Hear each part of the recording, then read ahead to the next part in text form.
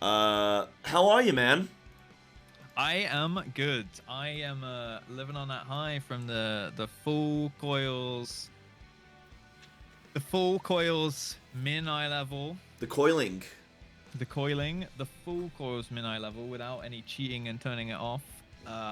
Clear from was it Wednesday? We finished that one up. Yeah, didn't take it off for a single fight. I heard differently on your end.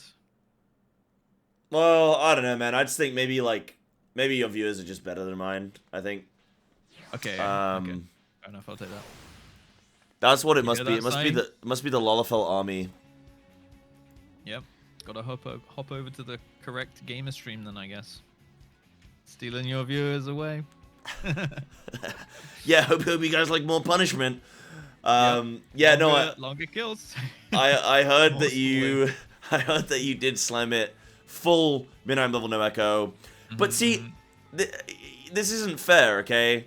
Because Okay. I was the what is it called? Like the guinea pig. I almost said the bunny. I was the guinea pig because I went in first and I had to sort of be like, right, what is Coils gonna look like? What is Coils to me? You know? You got to see me do it and then be like, oh, yeah, but you got to see how long it took me to get to each turn, you know what I mean? Like you got to see important information. I didn't track anything. I didn't watch one boss, one pull. Doesn't Yeah. I refuse to believe it. Wait, how long did it take you in total, actually? So streaming 4 days a week. Oh my god, how cute. This is so cute. I gotta cute on this. Streaming 4 days a week. 8 hours a day. We did coils most of the time, but not every single day. It probably took us 2.5 weeks, I think. Okay. 2.5 weeks, maybe 3 weeks, and that's total time. How long did it take you? I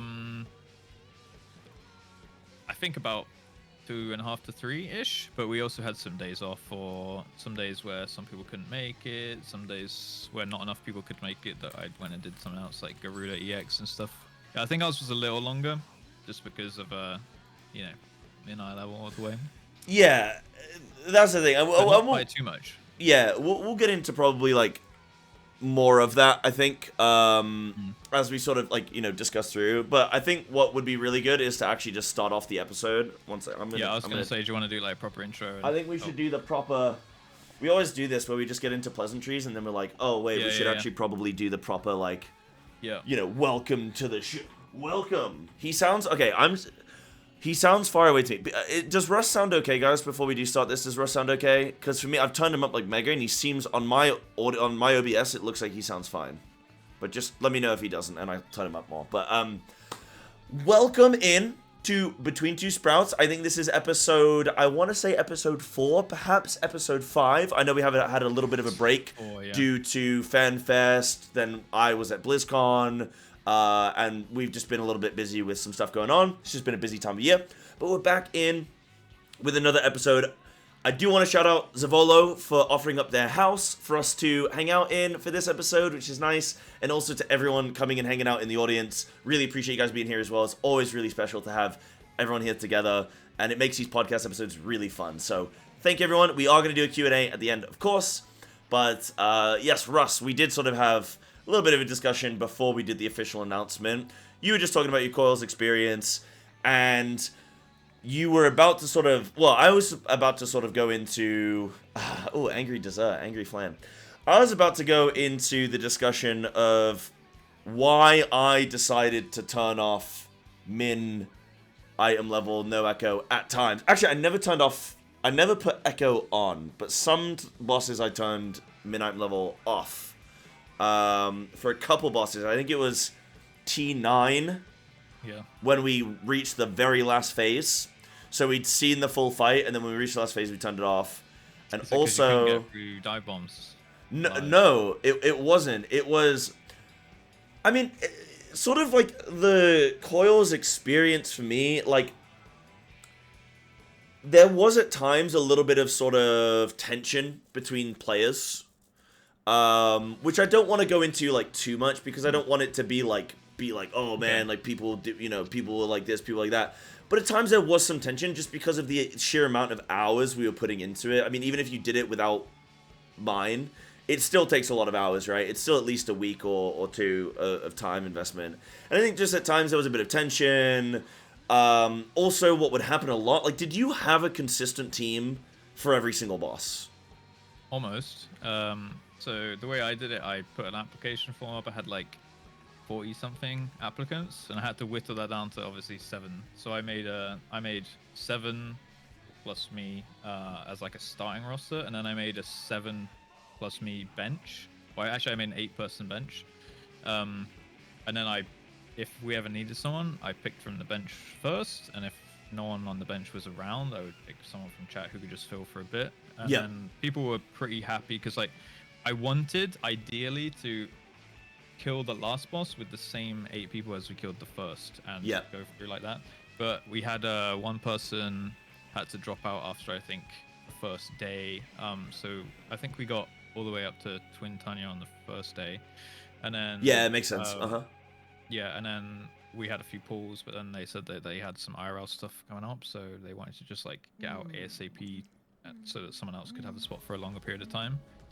So then we took in our first sub, and then we basically ran those 8. I think those 8 were the 8 that we killed the last boss with, but there was a couple times where someone wasn't in, so we just had like a cover just for like one session or even like half a session, just because we wanted to raid for longer, but they had to go eat or something or get something to do that day. But then those people that covered were always happy to like give the spot back. Like I was like, I was like, just let it between yourself. But in every single case, the person who came in to take the spot, I was like, you can stay if you want. But if you want to give it back to the person whose spot it originally was for the kill, then that's your choice, kind of thing. And they would just always give the spot back. Yeah, that's cool. Yeah. So my experience, had, like, no animosity or anything like that. It was, everyone's pretty chill on there. Encouragement. Yeah, like well, no animosity for spots, but like you said you had some teething issues with people and stuff. But nothing like major. It's the thing is my little brother Red Japan was also playing, so but he couldn't commit to every single day, so we were having to like sort of base some of our prog around when he was available, and so we didn't have like a nice continuous flow. So that was the biggest struggle as to why I turned off min item level at times. I think we only did it a couple times, and I think on Bahamut we like got really late into the fight, I think like sub 10%, and then went, right, let's turn this off now because we're just ready to get the kill today. I think there was something coming up like IRL or something where it was like, oh, I really want this dead today because then blah blah blah is going to happen. Or it was something like that. I think it was going to be, I don't know, I can't remember what it was, but I think for me there was a little bit of in-party tension. Also there was the fluctuation where I also tried to get a consistent group, but it just didn't always work out that way. I was raiding 10 a.m. UK time, so not many people can consistently 4 days a week raid those 8 hours from like 10 until 6. So there was a lot of deviation. Yeah, like 8-hour sessions and stuff. We'd more or less be doing like 4. You did 4? Well, you stole a lot, so that's probably what that was. Well, yeah, like I would turn on stream, we would check plates, and then we would maybe have some time for coils at the end. Yeah, I did see, I think you're on T13, and I tuned in, and it was like 11 at night, and you're like, okay, guys, should we form a group for coils now? I was like, Russ, what the hell's going on, bro? It's 11 p.m. So that was really funny, but yeah, I think for me, that's why I ended up sort of like doing that. Your run, and by the way, I'm super grateful to everyone that did come and help with coils. It was the most enjoyable raiding experience I've ever had, and I'm really appreciative of everyone that came. But I was just like, I could tell as well, like I had even had a couple of my raiders afterwards go, thank God that's over. Like I was so ready for that to just be over, because just a big time investment, and I think people were just sort of ready to like move on to the next thing. So, I mean, I don't have anything to prove, so I'm not bothered about turning off mid-item level, but I do, seeing that you've done it like full mid-item level, No Echo, was like, man, we probably could have done it. But I'll know for next raid, like, I'm approaching the end of Heaven's Ward. I think you're almost done with ARR, right? So, congrats on my No Echo, by the way, bro. Yeah, enjoy. I'm actually progressing the game, by the way. I'm just saying. I'm almost done with Heaven's Ward. Just saying. You'll never hear the end of this, by the way. No, I know. Chat, first thing that Russ did when he killed T13, immediately just DM'd me and went, just killed it, mine, get shit on, idiot. Like, you know, I got something in my DMs. All right, bro. But nah, it's good stuff, man. Chat told me to be fair. After T9, because the whole time they were like when we were getting close to the kill, they were like, by the way, if you kill this mini, like, Psy turned it off, so you got flexing rights. So then when we killed it, I was like, first thing I did was like, just kill T9. By the way, didn't take off mini. And then you were just like, yeah, well, I can't remember what your response was. What was it? Hey, chat, do you have any rat emotes, by the way, please? Can you spam your rat emotes? Because you're all rats. It was LMAO bragging about 10-year-old content. And then the emoji ruffle where it's like the sideways face twice. Yeah, okay. So because of that, obviously I had to get you back. Yeah, they're going rat jamming right now. Yeah, rat jamming. Yeah, chat harassment, like going and telling dad that, like, you know, big brother hit me. Like, come on, dude. You can't tell Russ that. No, but it was really good. And I think we will get more into Coils in a second, because I know we've just sort of jumped straight into it. But really briefly as well, sort of pulling back a second, because we have had FanFest, and that was something that we both went to, obviously, but we didn't get to go to the convention. We haven't done a podcast since before FanFest. So did we just want to spend a couple minutes, just for anyone who doesn't watch our live streams, just talk briefly about FanFest? What was it like for you, man? Like, what was the experience? I know, obviously, neither of us got into the convention. We were super bummed. But how was your first FanFest? It was great, honestly. Just meeting, like, putting, I guess, you know, streamers, you already have the face to the name, but putting the actual IRL person to the streamer kind of thing is really nice in a lot of situations. Definitely loads of people I would have wished to have met in the first place. There was, like, other streamers that I know of who were around, or I only got to talk to, like, super briefly, and I would have liked to have... Do you have any names? Like, I would like to hang out with Llama Todd more. I'd like to have had, like, a proper chat with Zenosis and stuff, because he's been watching my Coil stuff. Oh, has he? Oh, that's cool. He's been watching. He blessed one of our kills with a Prage, and then we killed it straight after. That's sick. This is how we go. That's sick. And yeah, just like quite a few people, like even Ponto especially, like I wanted to chat with him more. Like we obviously got to, like, because I went with Psy, for people that don't know, like we got a hotel and stuff, and we were mostly doing the same thing. But yeah, we didn't, you know, we can't be in all the different places at once, and then we didn't get into the mixer because we're so new to the game, I think, and then we also didn't have ticket to the actual convention. So there was like 2 days, which I actually think were the more chill days, the actual convention days, where people were just kind of like, they'd go in the convention. That's why we decided to do Thursday, Friday. Because we wanted to go when people weren't distracted by the actual con. Because we knew if we were hanging out Saturday, Sunday, people were going to be in the convention and we were just going to be twiddling our thumbs. Funny story though, Russ. I saw Jordan, OK Mage, at BlizzCon, and she was like, oh, by the way, on the Saturday, I had an extra bracelet. I could have gotten you into the convention. Yeah. It's like, oh my god, why? Like, no. I think she got lovely in, but like we could have probably just got in if we hung out. And also, it seems like after the keynote, people started coming outside anyway, and people just kind of hanging around outside. Yeah. We probably could have and should have just stuck around and like... You know what it was? You know why I left early? Because I didn't think it was going to... Like, I was like, there's no chance we're going to get in. Everyone's going to be in there until 7, 8 o'clock tonight. And I've got football in the morning, so I guess I'll just go home. And then my football game got cancelled anyway, so all of the 12 smoted me. Yeah, we should have just hung out, but we know for next time, you know? Next time there's a London FanFest in 12 years. Anyway, so it'll be fine. Yeah, hopefully. If we get the lottery or whatever it is. Hopefully next time we'll get tickets. If we don't, we'll just turn up anyway, kind of thing, right? We'll just figure it out, man. We'll just slide in. Yeah, no, FanFest was cool. Again, it was great meeting everyone. Got to go to like Preacher's Meal and get to meet a bunch of people. I got to speak to Zeppler. Zeppler was really cool. I had Gingy on my right. I had Zeppler on my left, and it was really cool. It was really cool getting to speak to Zeppler a bunch. She was really nice. I think we're even gonna do some WoW content, me and Zeppler, but I don't know what else she's got going on at the moment, but that's sort of, we were discussing that. So that would be really cool, actually. And I'm trying to get some Final Fantasy players to come play WoW with me so that we can, like, I can help Final Fantasy players that want to pick up WoW but are fearful of it. I want to take people through, teach them everything about like WoW, Mythic Plus, sort of the pacing of the game and everything. So yeah, I definitely do want to do that, but it was really cool. Yeah, I would love to hang out with like Arthurs and Zeno and stuff more for sure. Yeah, Arthurs and Todd. They were 3 guys I didn't really get to see, but luckily I got to see Todd at BlizzCon a little bit, so that was cool too. But that's cool, yeah. Yeah, for sure. And who did you? I mean, this was gonna be my next question. Who did you enjoy getting to speak to? But we sort of just covered that anyway, didn't we? Because everyone that I met was super nice, super chill. I didn't have a bad interaction with a single person. Everyone's just nice people, really. You know, I can speak for everyone except myself. So everyone that I met was nice. I don't know if they'd say the same about me, but that's always the thing, right? You're like, oh, I love that guy, and then they're like, oh, that Russ guy was a real jerk. Yeah. Damn. We had such a great conversation, man. That was my least favorite conversation. Yeah, like that was the worst one. Yeah.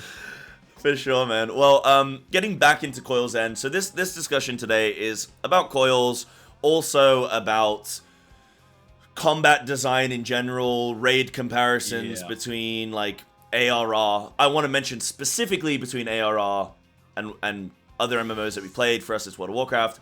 We don't have to make too many comparisons if we don't want to, but I'm sure people might appreciate that as well. But on Coils itself, did it go the way that you expected? And were there any unforeseen surprises for you?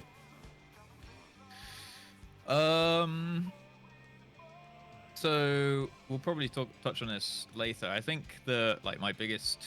Someone mentioned it in my chat the other day about like combat resing and stuff. Yep. And that's like a big eye-opening point that we'll probably talk about quite a bit because of how different that is to what we're used to in WoW and stuff. That was the thing that kind of surprised me, that it's based on what I'd heard from people and in my YouTube comments and stuff when I've looked at other fights and been like, oh yeah, so you can just like res up and this, and people said like it's impossible to recover if even one person dies in Savage. Yeah. But in Coils, obviously it's very outdated and a bit janky. I did notice that there were a lot of times when we got like these super clutch kills just to like spam combat resing people, and it just felt like we kind of got some kills that we maybe did you get some LB like LB3 heal, like LB3 reses? Yeah, okay. Like a lot actually, yeah. Yeah. Like the healer LB3, I remember when I first saw them, I was like, who's gonna use that? Like damage all the way. Yeah, yeah. It turned out like it almost always overlapped with you know, like, oh, we're like all the stuff just starts happening and you just hit the LB like in time, or you're like far away from it. When you just have a tank left alive and like one healer and it's crunch time, and then and then it's just like whoosh, and then you're like, oh, now we can kill the boss. Yeah. It feels like almost like cheating in a way. So that was kind of my biggest surprise. I think probably doesn't go forward that way in terms of like later raids. I don't think because like damage downs and tighter DPS checks and stuff like that. But yeah, like we'll touch on this again. So yeah, I mean, it's an interesting thing, right? Because I definitely had that same feeling. Because in WoW, we don't get LBs, right? We get Bloodlust. And Bloodlust is something that you can do every 10 minutes. So it's not sort of like build the gauge throughout the fight. You can technically Bloodlust the first button on a pull, right? The first thing you press on pull. But Bloodlust just sort of increases everyone's haste, so they do everything that they would normally do just that bit quicker. And it does amount to a lot of damage, extra healing. Everyone can sort of live easier. Everyone can do more damage. But it's sort of different in where you might employ it. Whereas in Final Fantasy, it's like, right, do we need to survive a big hit? Okay, let's LB with the tank. Which we ended up doing on a few bosses, I believe. At least in some extremes, we definitely LB3 tank. I think on Bahamut as well. Sorry? Did you do it on Garuda Extreme? Garuda as well, right? Exactly. So that was a thing. And then I don't know if on Garuda Kill if we actually ended up tank LBing, because when you learn how to do the mechanic correctly, I don't think you have to LB. No, you don't. You don't, exactly. We were doing it because I didn't understand the feather mechanic for the first few times, and then, but you need it for the second. You need to do the feather thing for the second one, right? Yep. And you don't have an LB back, so that's when you're like, well, we might as well just do it the first time, and then we can use the DPS LB or whatever. For sure, for sure. So that's kind of cool that you have those options, and I gotta say, I do kind of like the variation. I definitely felt like using healer LB3, it does feel a little bit like cheating, like, hey, we all made mistakes, but a healer's alive, and everyone mass rezzed, and now we can just kill the boss that's sub 10%. It does feel a bit weird, and again, it feels, in comparison to WoW, like you said, it feels weird to use a healer or a tank ability when you could just do more DPS. Because that's what we're used to, is when you're really good at a fight, you just use it for DPS. Use everything for DPS as much as you can, Yeah, so that was maybe a little bit of a surprise for you. It was definitely a surprise for me.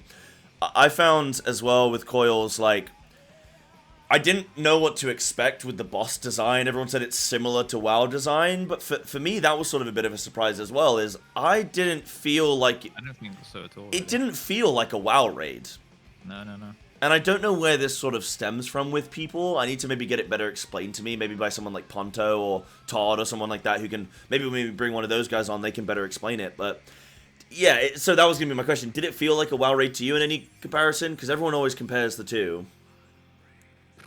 Not really. Like, I mean, there were a lot of body check mechanics, and soaks and things like that. Yeah. Yeah, I mean, you could maybe put them next to each other and say that's 1-for-1 and whatnot, but they worked, like, they operated differently, especially because of, like, snapshotting and all that kind of stuff, with, like, positions and like, body checks and stuff, like, everything snapshots before it lands and things, but then there were some mechanics that didn't do that, so it was weird. I didn't feel like there were too many, like, WoW points. There's a lot more downtime, I noticed, in these raids where, you know, they obviously are putting time and effort into, like, the transitions. Like, the Bahamut, like, transition was insane. Like, the first time I saw that, oh, like, wow, yeah. like, that's like a cinematic in itself. And the music changed as well at the same time, like... Yeah, the music progression was, like, sick. It's like, it's different in those ways where it's, like, more of a spectacle, I think, than a WoW raid is in any kind of boss. It would be similar to, like, a Seeker phase in WoW, right? Where you go, wow, this was not what I thought was going to happen. This is epic. But there were definitely a few fights that had that, like you say, with Bahamut. Yeah. So, yeah, I think there are obviously... You know, you can only reinvent the wheel so many times when it comes to raid mechanics, of course. But I don't think the way that it operated particularly reminded me of WoW. There wasn't like move out with this swirly and do like there were a couple of those mechanics, but they were quite few and far between. I think there was a lot of time when you're kind of just beating away at the boss, and there's a lot of mechanics that feel like they kind of counter each other and stuff like that, like you know, the Phoenix fight with like the red fire and the blue fire, and then you got like the white fire and the black fire. I mean, we could just go through, if you want, like each turn and kind of say our thoughts on each turn and what we liked. Yeah, do you want to do maybe like a quick fire? Because I got some other questions as well. Do you want to do maybe like a quick fire of like initial thoughts, sort of whether you enjoyed it? Yeah, you want to do something like that? All right, do you want to? Shall I start with Caduceus, I think is the name of the first boss. That first one. So for me, yeah, I didn't know what to expect going into the raid. Obviously, there was some trash. I know that's probably where people make the comparison between WoW and FF, is there's actually trash in the raids compared to later FF fights where there's no trash. The Snaky Boy was pretty cool. I didn't like the platform element was annoying at times. You're like, oh, I can make it, and then you gotta hop up the platform. And you're like, okay, well now it's timed out and I've lost it. Trying to figure that one out initially actually probably took us longer than I would have liked. It probably took us a good 3 to 4 hours to kill that boss, and then I look back on it and I go, yeah, it took us a little while, and then I look back on it and I'm like, why did that take us so long? I genuinely don't know. I think it was something to do as well, like a weird thing with this raid because of the scaling, because it's 10-year-old content, is tanks would just get crit and stuff and they'd fall over, and we literally had, because Chicken John, who's in my chat now, I think he was falling over with on Warrior or something, because Warrior doesn't have the defensives that it used to have, and some weird healer changes because all the classes have been reworked since then. So that was interesting for me. I thought it was a good first boss. I was happy with that first boss. What strat did you go with in the end then, if it took you that long? Did you do the split where you we split them? Yeah. We split them, and then we had one of the ranged, or the healers, go and get the slime, and then pull it towards the boss. And that was it. but it just took us a while to sort of like we figured out our strat very within the first turn. But then I think on the I think we killed it on the second turn. So actually, it couldn't have taken us that long. Maybe max of 3 hours. So yeah, second lockout. So we figured out our strat in the first lockout, and then it took us like another half an hour to get the kill on the second lockout. Right. It just took us a while to execute it, but I mean, I think I played well. Again, you know, there's other people in the party as well, and it takes time and stuff. But I think I played well in the fight, so it just took a little bit of time. Yeah.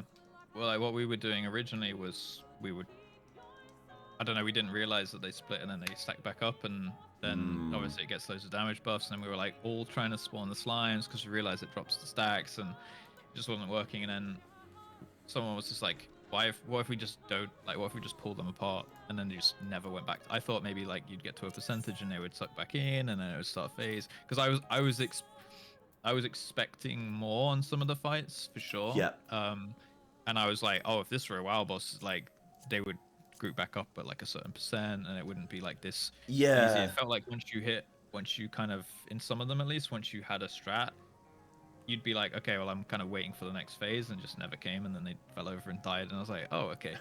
So here we like split into 2 pies, we stood the healers in between, and then we just had someone, like we looked at, you know, how many, we're basically 2 light parties of 4, and then it's just like, okay, well, how many damage up stacks did it have? That's how many slimes we need to spawn. Drag them in at low HP, because I think they healed based on how much percent they had left, right? So yeah, we got them down to like 20%, dragged them in, it drops the stack, it barely heals, and like we killed it in like 2 or 3 pulls after we worked that out. Okay, cool. Yeah. I mean, I'll get to the other fights where I feel like there should be more mechanics. Some of the later ones I was expecting a lot more from, but they weren't bad fights necessarily. I just felt like they needed an extra 20% phase or something, right? Yeah, just that extra little something. Yeah, I mean, it's a lot fresher for you as well, so thankfully you'll be able to like delve into a lot more of the strategies that you employed. Then you've got like turn 2, 3, 4, I think, where you've got the jump puzzle. I mean, ADS was cool. I really liked that actually. That one actually took us quite well. Oh, really? Yeah. I think it took us like 2 lockouts as well, maybe. Yeah, because first we were like trying to find like an order to kill the trash to like buff the boss with the most viable like buffs, and then we realized that probably didn't actually matter that much, so we just ran it down the right side, because like anyone, like you could either switch your entire comp to be like full melee and then you go down like the magic route and stuff like that, but we were just like, well, we just want to play these jobs, so we're just going to run it down one side. And it was the whole like we were doing fine and dodging it all, and it seemed easy, and then like people just insta die because you have to like pass the debuff around the bomb, right? Yeah. Yeah. I mean, that just was super cool. I like doing that, and I was like shot calling for it, which was pretty fun to like come in to try and play my class and then also shot call the bomb a bit. That was pretty fun. Did you guys pick it up pretty quick? Like, did you enjoy it? Yeah, it wasn't me that spotted it. Someone noticed there was a debuff. This is like the thing that trained me to then start looking at debuffs on the plates all the time. So like that's when I started bringing in like the VOD review thing, where I would just open my VOD and be like, right, let me look at the raid frames here. Okay, there's a debuff, I don't recognize how it looks. So it's jumping around, and people would notice that it jumped when you walked over people, and it gave you like a you're safe kind of thing, right? So you needed to make sure like everyone was safe, I think, before it did a big cast or something like that. I can't remember. Or you had to pass it on before it timed out, I believe. Right, that was it. Yeah. Yeah, it was like it was hot potato, right? Which I think is something that happens more, like that'll be something that gets revisited in later fights as well, like in different raids, I believe. Yeah, that was cool, and I think ADS was a good fight to sort of show you what kind of design these guys are willing to do, right? Because you're going into each boss and you're going, I have no idea what to expect. I have no idea if they're going to do like solo responsibility, group responsibility, stack, soak, debuff this, and whatnot. But I think doing the sort of design your comp, you know, the Build-A-Bear comp is what I'm sort of calling it with ADS, where you got to choose your route and what comp you wanted to do based on that, was really cool and interesting, and it made me actually look at stuff. So when we did a later boss, I can't remember its name now, but the T11, I think it is? Hydra. That was cool. As soon as the ads spawn, I was like, right, buffs, what have they got? And that was really cool figuring that one out. So it was cool, even within the same raid, going, hey, remember this boss? All right, let's do it again, but more difficult. Yeah. Yeah, I think if they revisit that, it's quite a good idea, because you can either build the boss for the comp that you have, or you can change the boss for the ideal route that you want to take. Yeah. Kind of like, right, there's 2 ways to go about it, which can keep it interesting. But yeah, I thought, you know, for a second boss, can't really expect too much. It's the second boss of a raid, right? It's not the biggest thing, so. Yeah. And then we had, I mean, we can just quickfire through these. Yeah. You had Elevator, which I think back in the day would have actually been a pretty good fight. Yeah, and T3 as and well. Oh, sorry, yeah, that's T4. Yeah, T3 is the jump. The jumping thing. What do you think about those fights in general? I kind of like them. I mean, they're fine. Like, it's more for lore reasons and stuff, isn't it? It's like, they have a place, they're not challenging really. They give loot. You know, they give loot. It was a jumping thing. I thought it was okay. Like, obviously people were like, oh yeah, T3, despair. Oh my god, he's finally at T3. And I was like, guys, it's not even a boss at the end. Like, I was thinking there was going to be. I was like, oh, okay, we're leading up to this. And there wasn't. And I was like, oh, all right. Yeah. Fun. Sorry, I was going to say, fun fact for me is not only did I die first on every boss that we did, except for I think 1, I also somehow died on T3, which I'm pretty impressed by. Yeah, I mean, samurai things, right? I stood in a frontal because I was just talking some shit, and then a frontal uppercut, and I was like, oh, uh-oh. And it happens, man. It happens. Yeah. I wouldn't know, because I'm already off the edge. Dragoon backflip and all that. Sorry, were you going to say something as well? When I... Oh, no. That was... I was just following up on what you're saying. Sure. Move to turn 4. Turn 4, yeah. Not a good one. Probably the worst out of them all, maybe, I'd say. Like, I actually preferred the jumping one to the elevator, because it was like, one tank take the stapler, other tank pick up the waves. Yeah, sure. I'm pretty sure we killed it with like 2 people alive, and they like clutched it. Didn't even get an LB. Like, it's such a short thing. So, like I say, I think if you look at it in the context of we're doing it 10 years later, and the jobs are all different now, I think that probably would have been more interesting going into the raid, probably day 1, day 2, and whatnot, and also with the way that it was tuned back then and all that stuff considered, I think that probably would have been a better fight. It would have been more hectic and more clutch. I mean, from the sounds of it, your fight was pretty clutch anyway, but I know what you mean. It was like anticlimactic clutch, which is like, okay, cool. Yeah, it was like, okay, I guess we move on. It was not like a satisfaction. It was not a fun one. It was just like a weird. All right, I guess a clear's a clear, and then you move on, and then the real fun starts to begin at that point, right? It was just a weird level of challenge. Even if you just look at the first turn, not the first 5 bosses, the first coil, I think is what it is. Yeah. You look at the first coil, then the difficulty doesn't ramp correctly, because the hardest boss is boss 5, Trentania, and the second hardest boss is turn 1. And then you have these 3 bosses in between that aren't actually really difficult, and they don't sort of have a linear progression, which is weird. And I think that's probably just a case of it was their first ever raid, and probably not common to later expansion. People in chat can comment. I assume things linearly progress as new raids have been yeah, I felt like in the other turns that was true. You know, like, that was obviously the first, and I think it came out in 3 parts, right? These were like months apart each coil.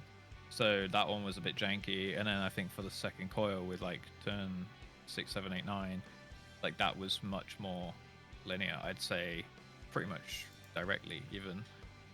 Maybe 7. Well, 7's a bit harder than 8, maybe. But because 7, 8, 9. 7, 8, 9. And then on the last 3, I feel like those were pretty much. Oh, sorry, last 4. Is it?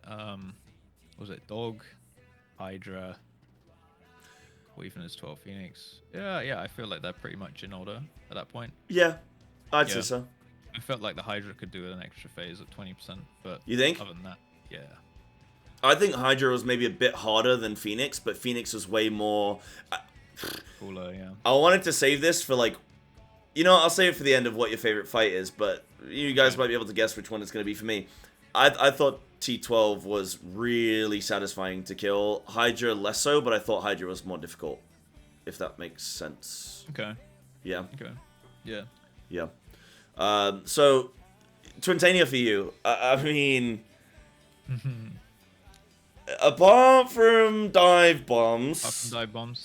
Good fight. Like, I think it introduced a lot of pesky mechanics. Pesky mechanics, okay. Pesky mechanics. But it also made me start using focus target, which was good. You know, first phase, kind of whatever. I don't know if we used the same strat, but basically we just had like a loose spread, and then we'd stack with the marker like 4 to 5-ish people, I think, because she got a buff depending on how many people stacked, like for how hard the conflagration hit or how quickly it would time out and kill the person, I think. So we just did like 4 to 5 body check, but you could do more, but then you needed higher damage on the conflag, right? And then we just moved out with conflag, and then we stacked like just outside the conflag to soak the next marker, basically. We just kept doing that. And then dive bombs, we tried doing Natty for a while. And like I know that some people in our team were kind of like losing hope at this point, because everyone in like we're just getting rolled by it every single time. And, literally, yeah. Yeah, and it was like it almost felt like impossible to do normally because you get like no time to move. So we we just like tried it for a bit, and then like everyone in chat was like, guys, just do the cheese. And someone did it like I didn't know there was like a cheese, but I did spot, I think one person in our group had cleared cores like 10 years ago, and obviously kind of knew the cheese. And I saw like Twin, when the dive one happened, just like kind of flew into the distance behind her, and I was like, that was weird. So there must be a way to kind of like bait the direction away from the rest of the group, kind of thing. And then everyone started being like, oh, cheese and stuff. And I remember like some people were like, oh, if we're gonna like watch who's done it and then take their strat and cheese, like then it's not really, we're not really doing it blind at that point. But I think the reason that we kind of just agreed to go down that route was because people said like, even in UCOB they changed that mechanic, because even Square Enix kind of had basically So you didn't do it full mine then, technically, because you didn't do it blind, right? Because you copied a strat. So I just want to make it clear. Sure, buddy. Sure. Just want to make it clear. I think you did too, though, right? I didn't look at anything. We started doing a diamond formation. Oh, okay, yeah, you didn't look at anything either.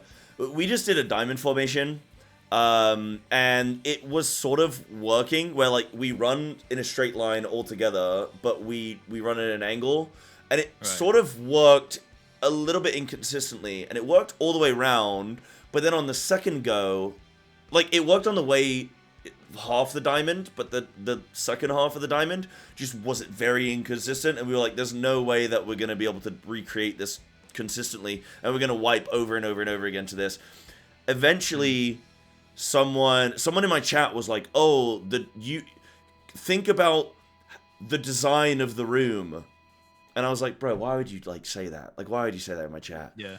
So he said that I had something similar, and it timed out, but I'd seen it. You've already seen it, and then Yeah. That's kind of my rule in general with like spoilers, is don't time out spoilers of stuff, because if someone's just talking shit in chat, I don't pay any notice.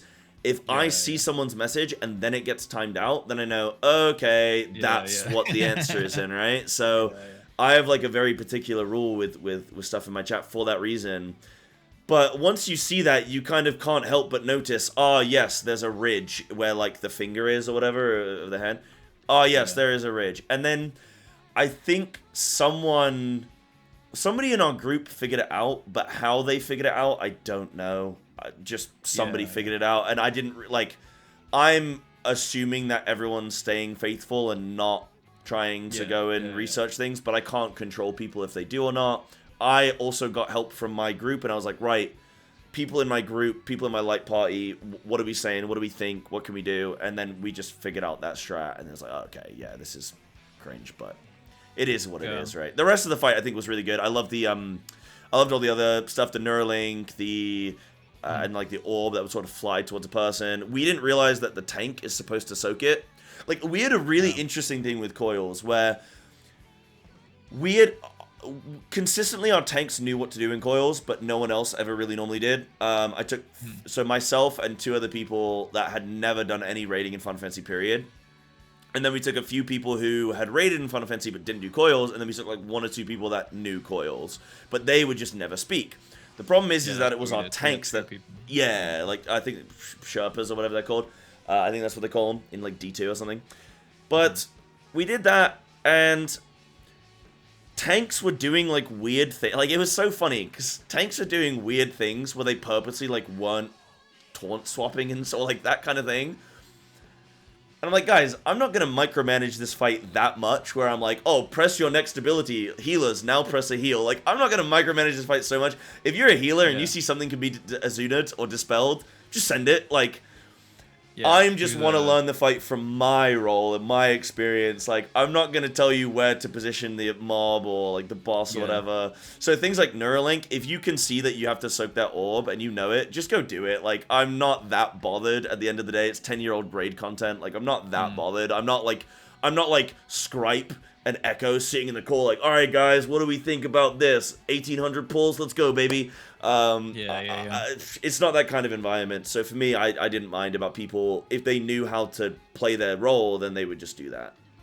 Yeah, we had, so one other, I think the only person who had cleared this, like, when it was relevant content was our Scholar, our healer. And I know that, like, I feel like most of the responsibility, actually, we can probably touch on again, or we'll touch on again, was on tanks and healers. I feel like DPS was kind of like an afterthought. Like, you're just there for the body checks, really.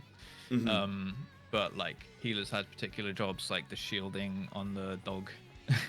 And he was the only, like, we had the same kind of principle rule where it was like, if you've done this before, you know what to do, just shut up. Like, I think 6 of us were blind, 1 had like UCOB experience, and 1 cleared us at the time, right? Plus UCOB experience, so they were not really allowed to talk. And then, you know, if anyone actually went and researched the fights, they were also told, like, well, if you do want to not do this blind, just don't tell us, basically. Yeah. But obviously then there was certain mechanics, like the shielding thing, where he would, like, purposefully not shield us on the yeah, and you're like... Like, he was for the first few pulls, and then he just ran him, like, we got like an 8% wipe, and he just stopped shielding us on the dog, and you literally can't do the intermission. Yeah, but you as a DPS, especially new to the game, you're not going to be like, well, what if we use a healer shield? Like, you don't know. You're not going to figure that out. I kind of was, like, trying to look at the buffs and stuff, and I feel like I almost had it, but I couldn't quite consistently work out what was different, because I was like, why wasn't this happening earlier? So we were like, oh, we have to, like, stop moving or stop, you know, there's, like, abilities. We did that as well. Yeah. And then he was like, oh, well, I thought we were going to kill it too quick, so I just stopped shielding. Because we had like an 8% pull within like the first That's really sweet. That's so sweet. He was like, so then the whole chat were pissing themselves because they knew what was going on, and they were just like, oh my god, Academy Award winner, like, actor over there, just like, because he was just trolling us for like a straight hour, like not shielding us, and we were just sat there like, yeah, maybe we need to like stop moving. Do we turn away? Should we like press escape? Stop auto attacking? Like, that's exactly what we did. Yeah. So obviously it put like power into people's hands. So he was just doing his job to start with, and then he just stopped doing his job. But that was a hilarious thing that you straight up can't do that boss without a shield healer, which was a bit weird. But yeah. And I do want to just take a second to shout out like anyone that did help myself or you with Coils and all the extremes and everything. Like, it's honestly a delight. And I know we're memeing now about like, bro, why didn't you just do this? And like, but it was really awesome. And everyone does like a great job. Like, everyone does so well. Just that kind of stuff where they sort of hold back and they go, oh, how much should I reveal? And the Final Fantasy community as a whole does a really good job. I know when I was at FanFest, I was talking to people like Brackers and stuff, and Chicken John, and just being like, bro, like, I know as a streamer, like, I don't talk about the town that I'm from. I don't, like, say certain details, like, because I don't want to give away real life details, right? So that's, like, ingrained in my brain as a streamer. But the Final Fantasy community has that, but for, like, spoilers and strategies in the game. And it's people don't even blink an eye. They just they stare at you right in the face and they just lie to you. And it's insane. Yeah. Like, they just look at you right in the face and they just lie to you. They're all psychopaths. You've heard it here first. FF players are psychopaths. But yeah, that was fun. That was cool. Yeah. I can't remember what we got back to, but yeah, twins. So yeah, divebomb mechanic. I think once we agreed, like Square Enix thought this was BS as well. We were just like, alright, fuck it. We'll just do the thing where you stand in a little dip and go back up and stand in a dip because it locks your position. We did try and do it like how we do Bahamut, like T13, where like we stood in the middle and we waited for her and then we tried to sidestep, but there just straight up wasn't enough time, like because of the snapshotting and the hitbox and stuff. Like on Bahamut, at least you have like 3 seconds to kind of sidestep him, but on her it was like 1 second, if that. Like she'd go beep, beep, and then fly. It was like, and by the time she flies, she's already locked your position 2 seconds before that even. So it's like on your screen you're already far, and that's like the first kind of interaction you have with like janky kind of snapshotting where you're like, well, I was out of that by a long way, and you're still dead. Like you're still dead because time froze 2 seconds beforehand and stuff. Yeah. For sure. Yeah, twisters was fine. We were just like, wow, we're just getting blown up by these twisters, but once you realize like we just did a scatter basically. Like every time it's the cast bar, we just like, I just went scatter, and then everyone just goes in these different directions. And it's like, just don't walk in the pools. And then obviously there was like a tiny ad which felt like it didn't really add anything to the fight. Like it just kind of spawned and instantly died. It was like, it died in like 2 seconds. And then ball thing, which like again, the same healer was like running it into people. The trolling guy, he was like positioning himself behind people when it went on him to try and like kite it into DPS and stuff. Yeah, what a hero. The tanks were then eventually walking inside the boss hitbox to like soak that. Yeah, cool. I'm aware of our time. I know we've got quite a few other bosses to talk through. I guess quickfire. T6 I thought was like really, I didn't like it as a fight because I don't know how you guys did it, but the way that we did it is we learned every single mechanic, and then slowly over time we realized that the way to do the fight is to ignore every single mechanic. So you start ignoring the plants, you start ignoring the bee, because you sort of like skip it. You ignored the bee.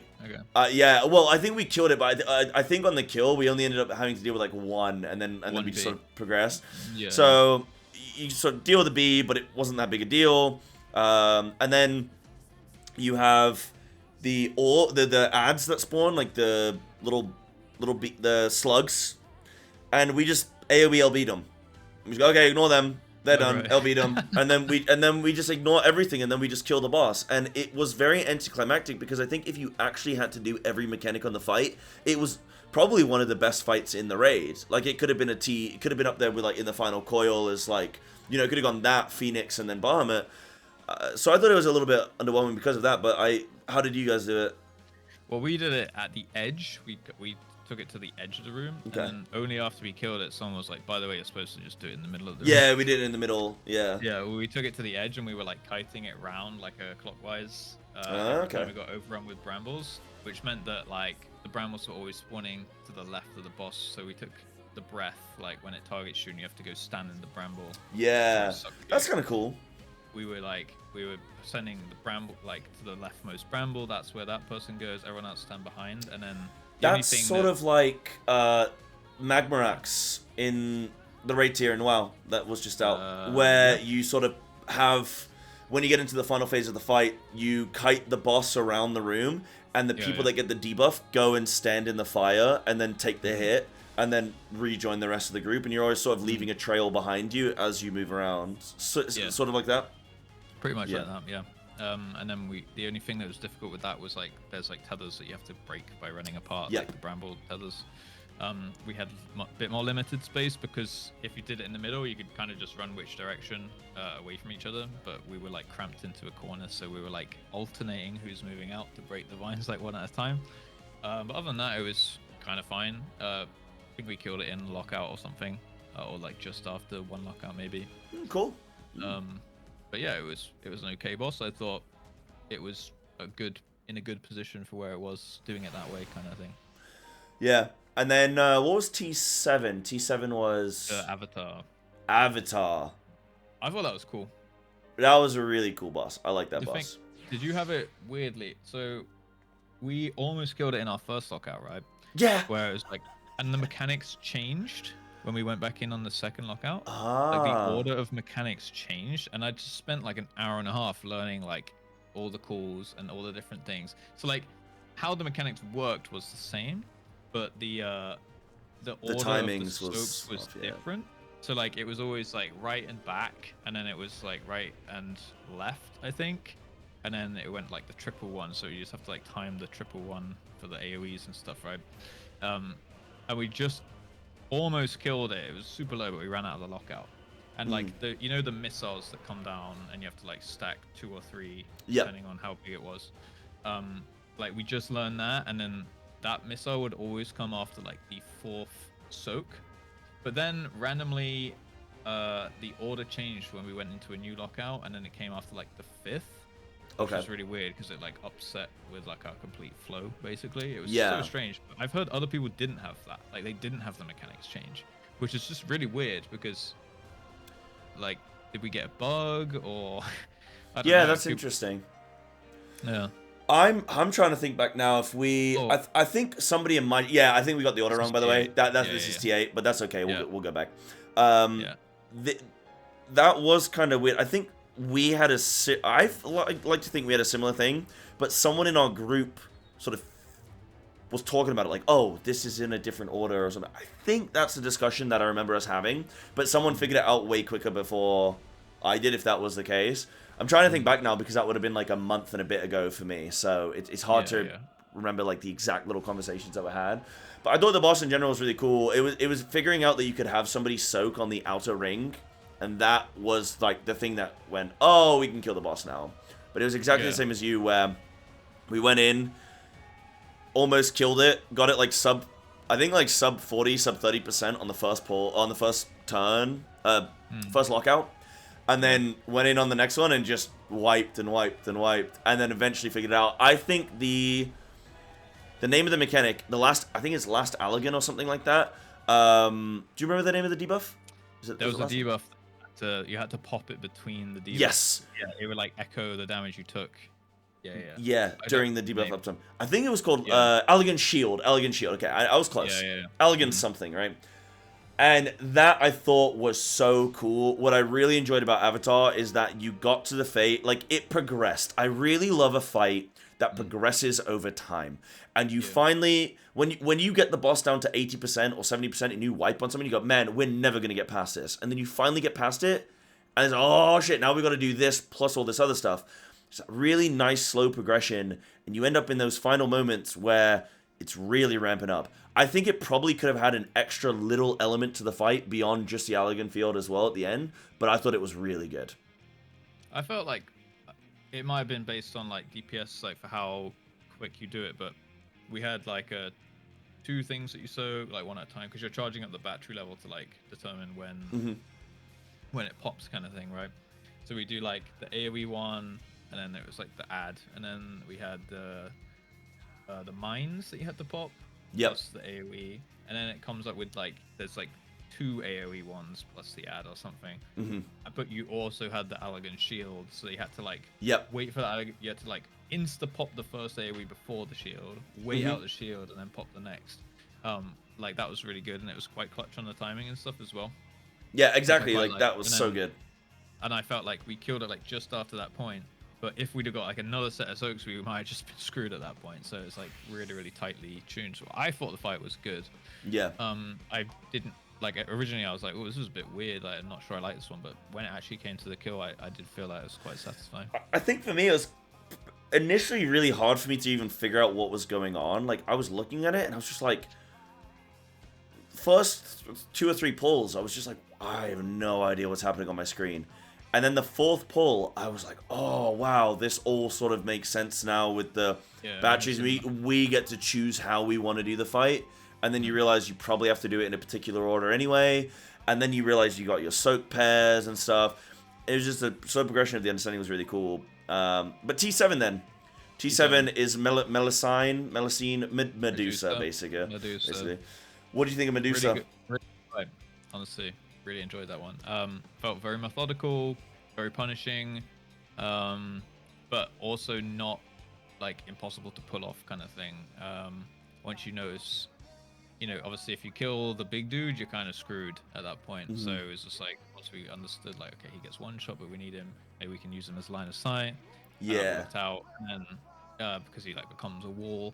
That was really cool. And then it's just like, we had obviously quite a few wipes. I'm sure you probably did too, where like someone would accidentally throw a dot on him and it would die, or like they do like a small AoE, the boss got too close. And we had a lot of people. I mean, the thing I liked about that fight is it kind of taught you how to look at your debuffs, which became a common theme for basically the rest of the fights.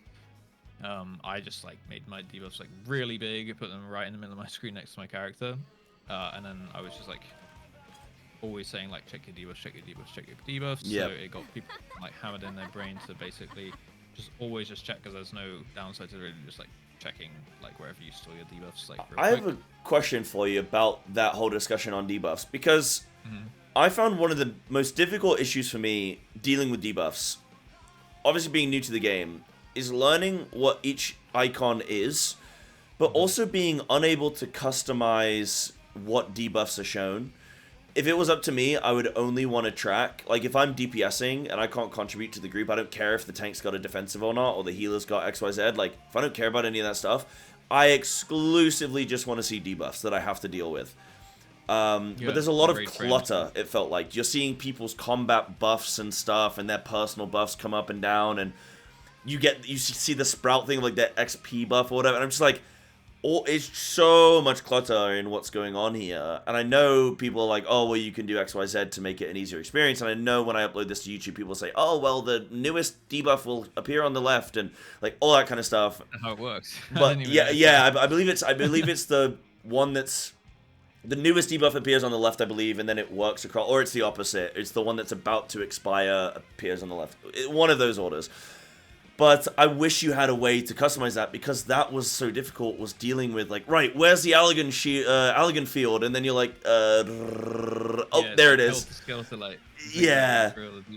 Exactly. Yeah.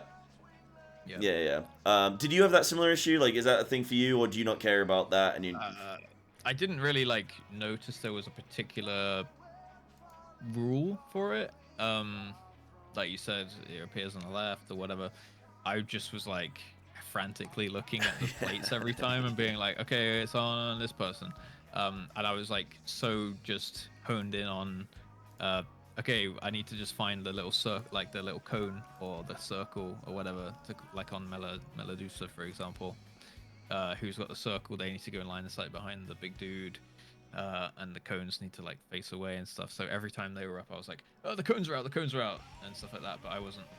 Like, they always seem to be like, one was at like right next to the pie frame, one was at the other end, one was somewhere in the middle, and I was like looking for the shapes. It would be easier if it was like 2 rows, or you know, you could just, like you said, unshow like shields and things, and like and whatnot. Stuff that you don't really care about, but yeah, but I guess since you're like raid leading,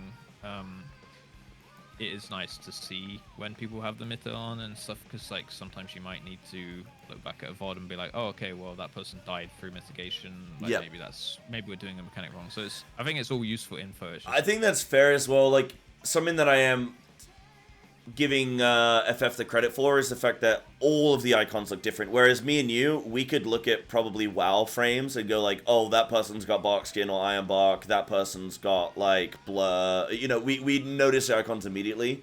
Whereas in FF, everything's new, so it's all looks like clutter. So I for sure get, like, I agree. You know, and if I was a healer, I would want to track tank mitigation as well, right? As well as like all the melee, like DPS have the same defensives, like stuff like that. Whereas in WoW, it's like every class has its own separate thing. So you're like, well, I know the blur icon, but I don't know the shield wall icon or something. Like whereas this is like, cool. Did you have bloodbath or did you put bloodbath? Whatever. Yeah, exactly. For sure.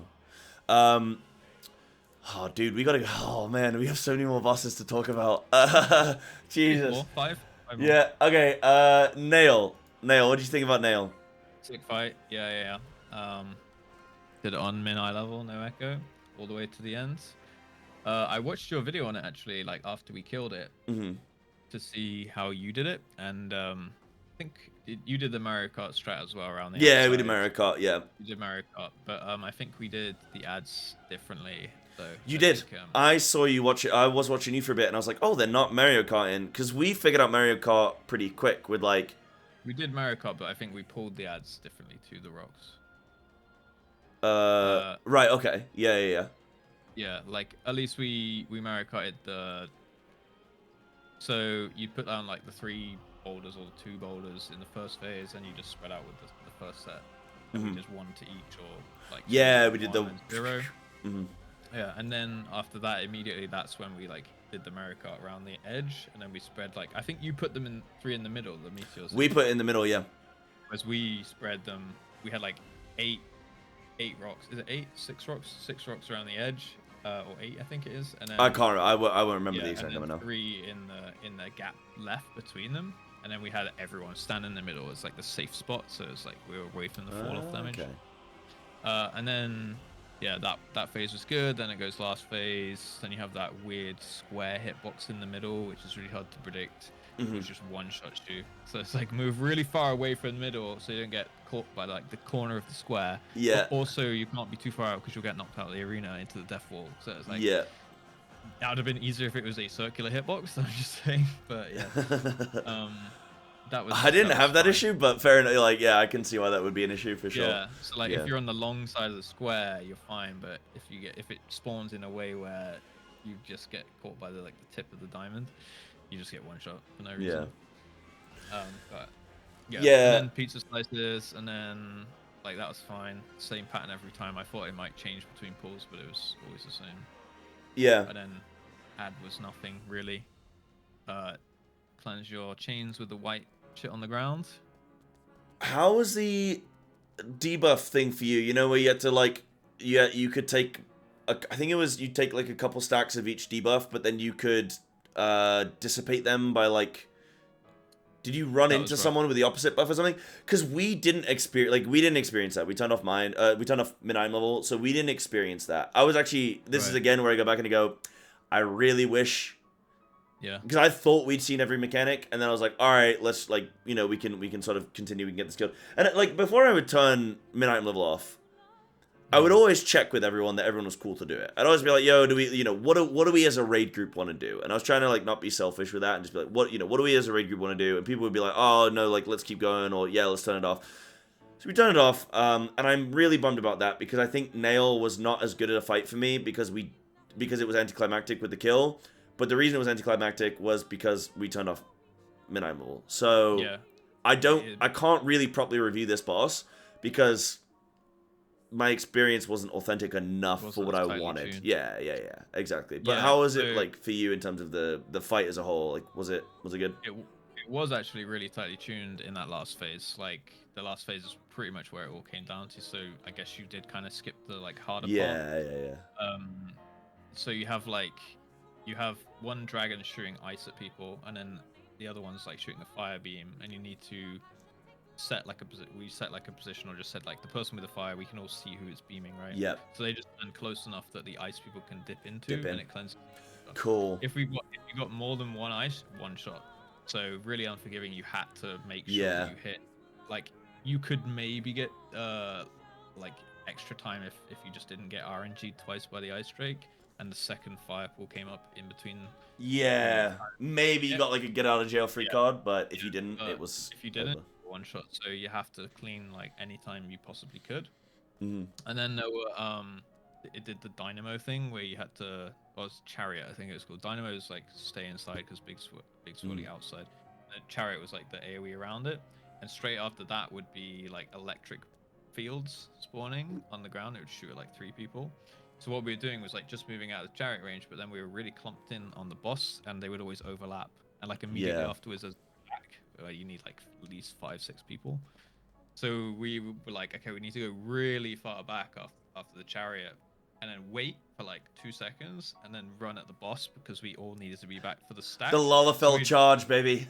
Yeah, so we'd run out, and I'd just go hold, and go, and then we just sprint back towards the boss, and the fields like lock our positions on the way back in. That's and sick. they spawn behind us, like behind where we'd run from. Yeah. And we'd all be there for the stack. But then there was like, you had to watch for the electric debuff, which if people didn't move out with, you'd get like the paralyze, which is a really deadly debuff where I think it's in a few fights, but it would just like, if you're a caster, it's like a 20-second debuff. Is it dispellable though? Normally paralyze is dispellable from what I've seen. Yeah. Maybe I could be wrong. Chat can surely jump in. I think it might be. Yeah. Yeah. But the electric person needed to move out and then move back in. Yeah, but really good, really hectic. And then the things that we were just stuck on for ages was like the breaths, like when she flies off, and then you have the 2 dive bomb kind of thing. Yeah. And we kind of just RNG'd it in the end. Yeah, like, we had the right idea, but it was like someone linked me a picture after we killed it. It was like, okay, well, you actually have to look to the north and then take the 2 dragons who are most clockwise from north, and then they're the first 2 that will charge. It's like, there was nothing in game to like really tell me that. Like, it was really hard to pick that up. You have to watch and figure out which order they're going to charge in, but I think it is... But it's not always... honestly, we all RNG'd it as a group. I think a few of us died, but I didn't. So I was like, yep, that's fine for me. It's good enough. Like, yeah, good enough for me. We'll rest people and we'll carry on. Yeah. The thing is, it would knock you into the death wall, so you couldn't even like LB it, because people would just insta die in the death wall again. So that was quite annoying. Like, I almost had it. I was like, okay, well, it's obviously 2 than 1. So I was saying like the 2 should run like just next to the other 1 remaining, and they'll fly over, and then the other one just kind of send it off to the side. And we almost had it down. It was like run between the 2 drakes so they kind of cross, make a safe spot, and then the second person. But we almost had it. But yeah, like when someone linked me the picture, it was like, okay, you have to like look at the north of the arena, count 2 dragons clockwise, and then position yourself according to those, and then the other person run towards the 3rd. So it was like, I could have maybe done that by watching the VOD back enough. Yeah. But like, it just wasn't intuitive. It would have been a process, yeah. Like, you would have been able to figure it out, but it would have just been repetition of just contact time of, okay, let's see if there's consistency here. Yeah, I might go back and do T9 with mine, because that does sound like... It does sound fun, and I'd like to do that, especially before, like, UCOB. I'd like to go do that. What about T10 then? T10 was dog. I mean, technically, not to be a lore nerd over here, bro, but it's actually a dragon. So I'm do bad. Just saying. I'm do good. Sorry, get your lore right. Yeah, I'm do good. I'm do good. You do good? He did bad. He did good for a while though. He did good for a while. Kicked our ass for a while. Yeah. Yeah, I thought it was okay. Ad phases were way too long though. Like the intermission phases. You think? Okay. Like the first one was fine, but the second one, I just felt like we were sitting, like when we were progressing it, I felt like the fight only really started after the second intermission, where you've got like work out which 2 mechanics you're getting and deal with them, and then having like making sure people with the debuff can't soak the next thing. So it's like you'd want quicker ramp. Is that what you're saying? Yeah. Like get to the hard part quicker, because it just felt like. The first intermission was fine. It's like you kill 1 set of ads, you kill the other set of ads. Great, you're back on the boss. That's fine. The second set was like kill 1 set of ads, kill another set of ads, kill another set of ads. And I didn't feel like that part was particularly dangerous, so it just felt like a slog. Like we're just like, okay, well, let's just beat this target dummy for a minute. And now we got to beat this target dummy for 2 more minutes. Yep. Like, and then we can start the fight. And the last part for me was the only interesting part, where it's like, okay, you either get the tether plus charge, or you got the spreading out plus the was it always the spread? There was a spread, the tether, and the charge. Yeah, so you either got the shock lightning and then you got like a charge, or you got the shock lightning into tether, or you got tether into a charge. And that was the hard overlap, where you'd have like 3 people get tethered and then 4 people get charged or something, right? I think we got quite good RNG on our kill, where we just got like a shock into one and then a shock into another and a shock into another, so it made it quite easy. Yeah, but I thought the fight was like it was okay. Like 50% onwards was good. The boss phase was good. The ad phase just felt like there was really nothing. It was like 2 ads on each side, kill the daughter because it doesn't put an AoE on the ground, and then the other one does it like frontal. And as long as the shield is pressing shields on the people with the fixate, then they're fine. Like they take no damage. The hardest part was that we got trolled for like an hour straight, right? Yeah, that's always a rough one because you progress the fight and you go, wait, hold on, what is different now that wasn't different? Like, you know, that we weren't doing before, or what were we doing before that we aren't doing now? That's a hard one because we had an inconsistency as well, and that's how I figured out the shielding was because sometimes people would die and sometimes they wouldn't, and that was a process. I'm pretty sure I figured out the sort of shielding thing where it was like, I did consider that, and I was like, oh, can we, like, shield that person? Or somebody suggested, can we shield that person? Just as a defensive. Because I was like, oh, maybe it's one-shotting them. What if we use a shield? Or, like, what if we use a defensive on them? And then maybe it will just cause them to live. And so that's sort of what we did. Because it was you either got one shot or you didn't take any damage, wasn't it? It was, like, literally, it wasn't like, oh, you took X amount of damage. It was, you either got hit or you didn't based on shielding. But I thought the fight was cool. It was just like a DPS check, right? A few mechanics which disturbed the balance of sort of just being able to sit and do your rotation, but I think it was a good DPS check. No pun in there quoting the balance as I'm talking about DPS checks and rotations, but I also like the fact that the arena was shrinking over time, and that to me felt a little bit more like a WoW kind of thing, where it was like, oh, the arena's sort of sort of a soft enrage, area denial. I love area denial fights because especially like when it comes to race world first stuff as well, as a viewer experience, you can very much see you can see where you're at. It doesn't matter when you tune in, you can go, this is what's happening, this is the issue here. There's actually a really cool fight coming in the new raid that is going to be very similar with area denial, and it's slowly going to shrink down and shrink down and shrink down as a DPS check. It looks really, really good. I can't remember what it's called now. It starts with an L. It's like one of the later bosses. But that looks really, really cool. And then, that's all I have to say on like T10. Is I liked it. I thought it was a cool DPS check. Yeah, one more thing I wanted to add on T10 was the like punishment for messing up the mechanic.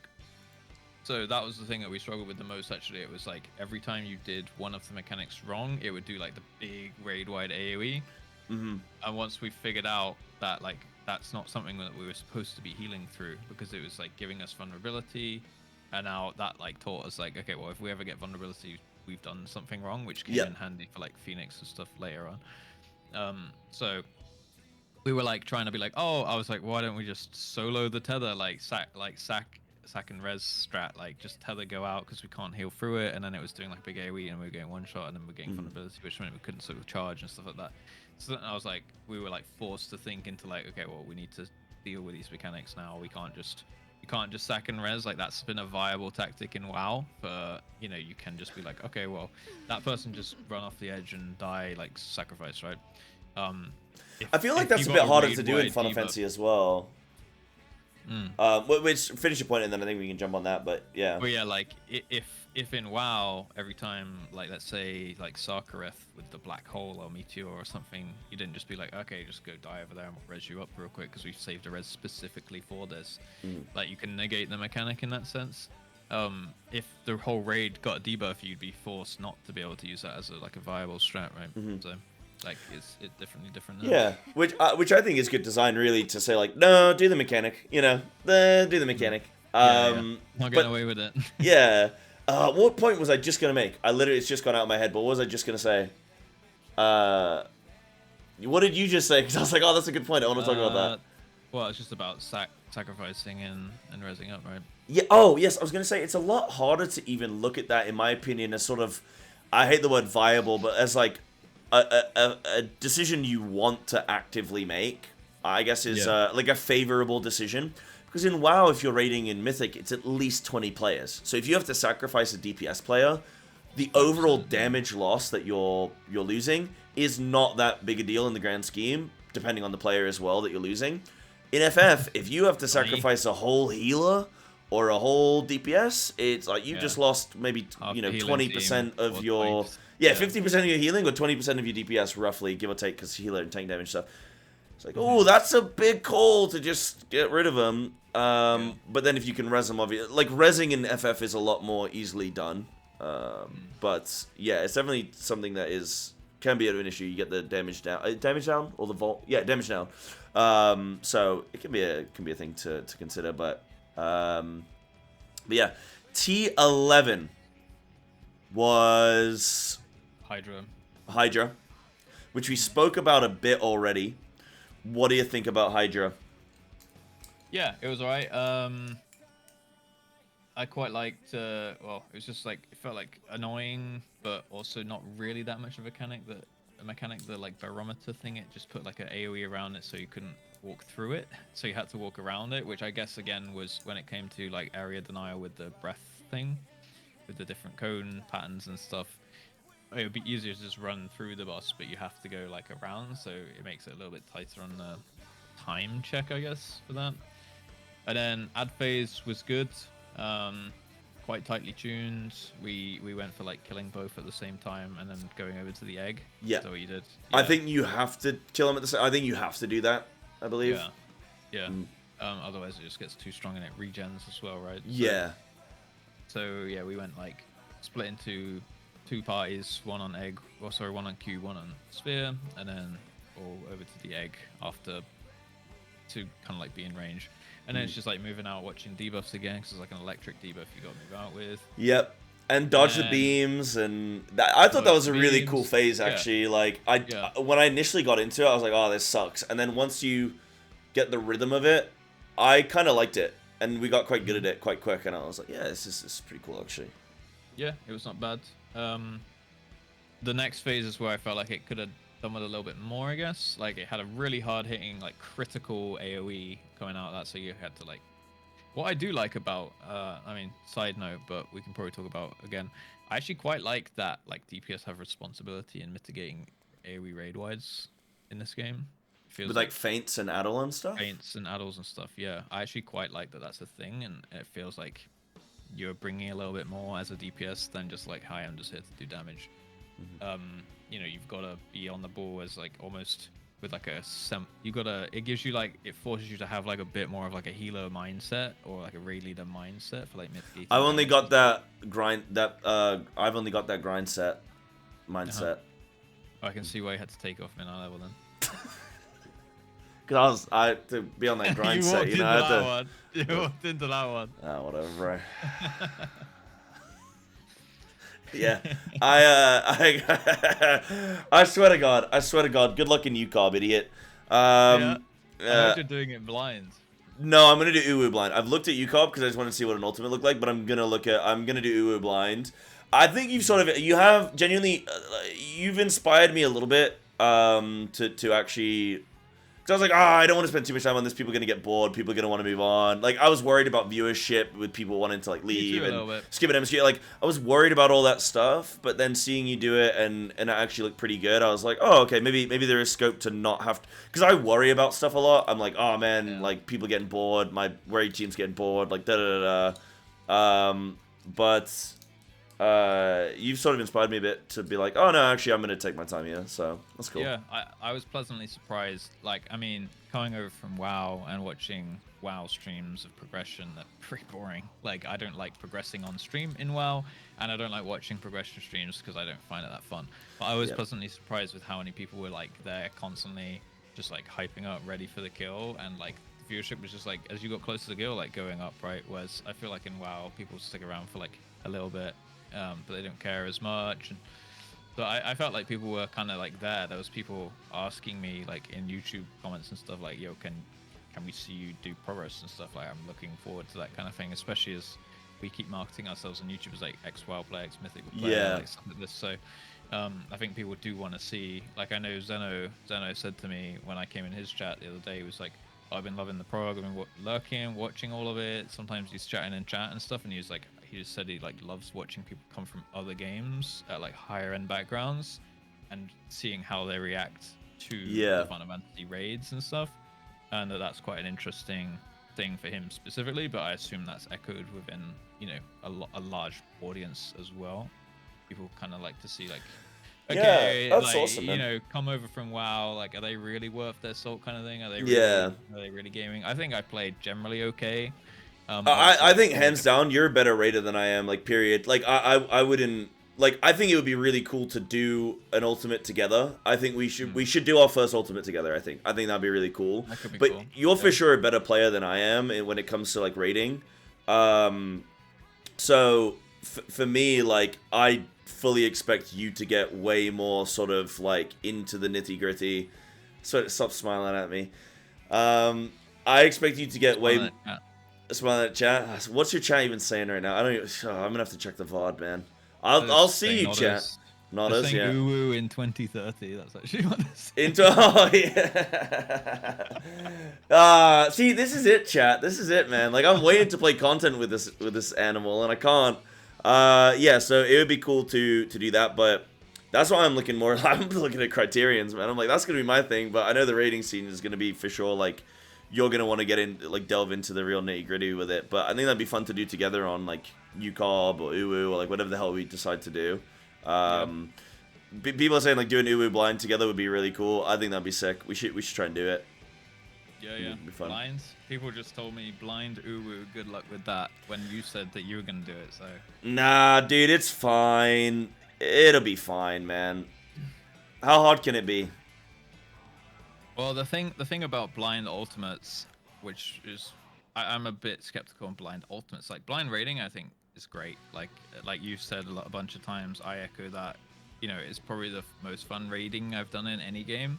Just going in without the expectation that you already know the fight kind of thing. It's like how I go into Heroic Week on WoW and I get flamed for not knowing every single mechanic because I'm rather like.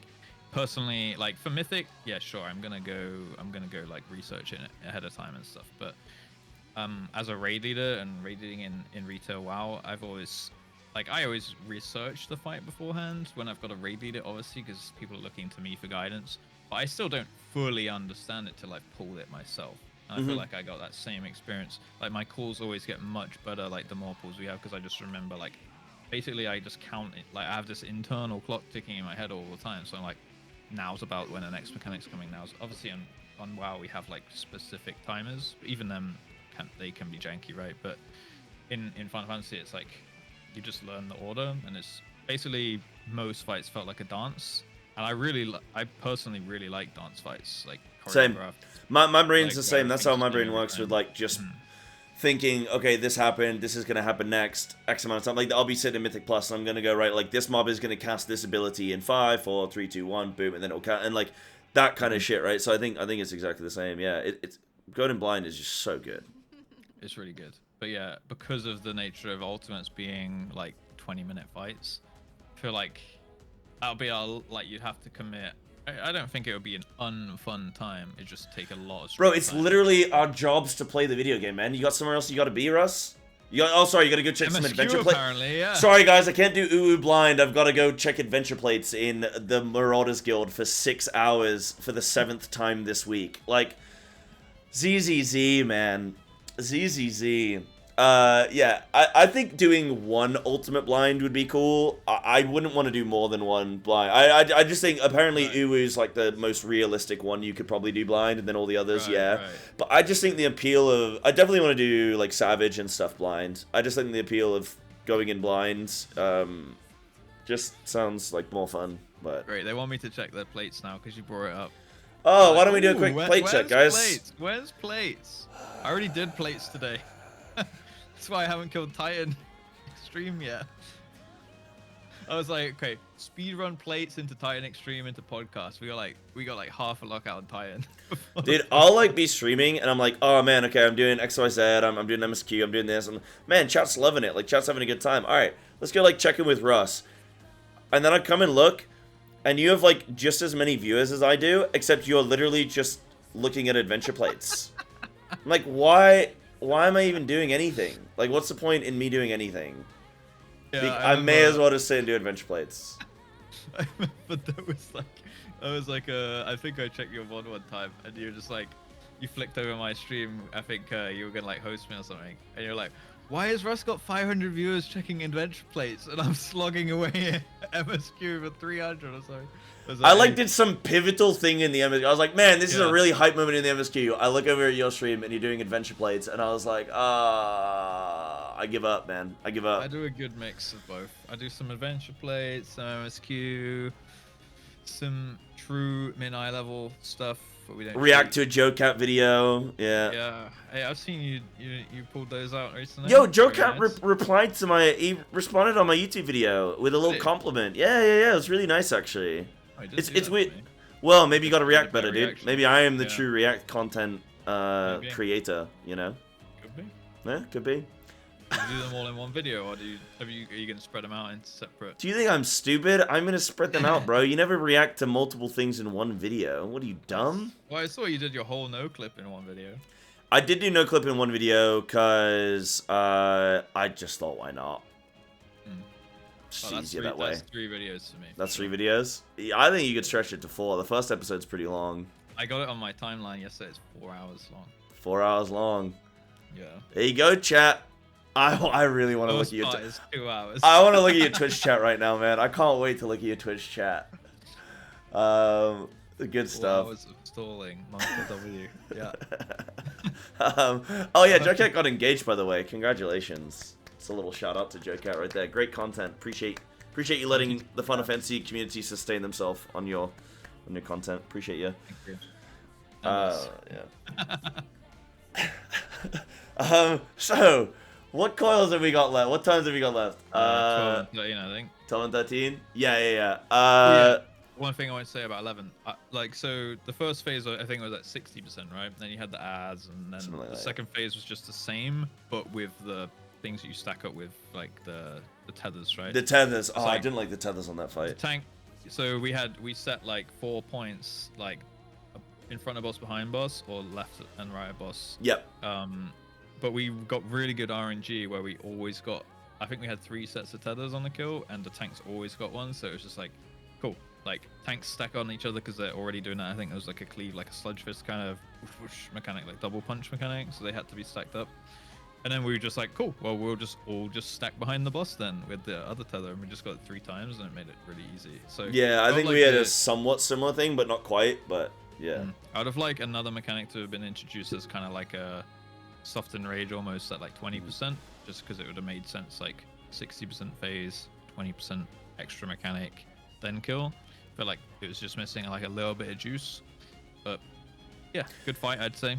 I think as well, like, you got to consider what kind of player they're trying to design these fights for, right? Because, like, what should the equivalent be? We're doing them 10 years later at mine, under mine conditions, going in blind and stuff like that. Gamers, well, sorry? Still, as elite gamers and still struggling a little bit, right? As elite WoW professional players, yeah. So if you want this raid, I mean, obviously going in blind, I think, is the hardest element of any of this. It makes it more difficult than anything else, because if you went in knowing what the mechanics are and how to interact with them, then it would just completely like Coils would have been a pretty doggo raid, I think, if we didn't go in blind, because the excitement would have been removed. Yeah, you'd go in, you'd probably kill every boss within like 10 pulls. Yeah, exactly. Like the only thing making it even remotely tight is the min-eye level. I think like that made it really clutch in a lot of points. It would be interesting to go back and kill it non-min-eye level. I'll probably do that at some point. As in okay, this thing unsynced or just non-min-eye level? Synced, but with non-min-eye level. So still set level 50. Yeah. See, so just like Bahamut, if you go do Bahamut with min-eye level turned off, but still synced and like no echo, it's still a hard fight. Like you still can't really make many mistakes, but you can make some mistakes. Yeah. Because like on Bahamut, you know, like with min-eye level, the stacking up mechanic, what was it called, like mega flare, where you like spread out and then you run together with the 3 or like between 2 and 4 people, I think it was. That was like taking 90% of your HP, so you like had to be topped every single time. There was like body checks, so many body checks, and then also you had to be topped before like every mechanic went out. If only there was some adventure plate checks, am I right? Oh, there's plenty of those. Plenty of those. Yeah, dude, I agree. I think I lost my point because I made a stupid joke. Continue. But yeah, someone just said in my chat as well, like blue mage raids is a thing. I would kind of like to go back and do them. Like, I think you take 8 blue mages and you just try and like roll through it in like with stupid loadouts and stuff. That sounds quite fun. Like, you can basically essentially replay the game on NG Plus with blue mages and just like do stupid wacky things. So that could be a cool thing to do one day as well. That's extra content. Once you've completed the game non-blue mage, get a bunch of blue mages and you go do it again. Take my life expectancy, double my life expectancy on the game. So it's crazy. I mean, we're talking this much just about one raid in the game, and we get to Heaven's. Well, I mean, when I finish Heaven's Ward, there's going to be X amount of new trials and raids and stuff like that as well. It's pretty crazy. There's a lot of good stuff to look forward to. One thing I do want to ask before I forget as well. So far at this point, I don't think there's been many, if any, DPS stops. Which I think is something really interesting to discuss. Like, I think the tuning, and Coils to me really opened my eyes to raiding as a whole.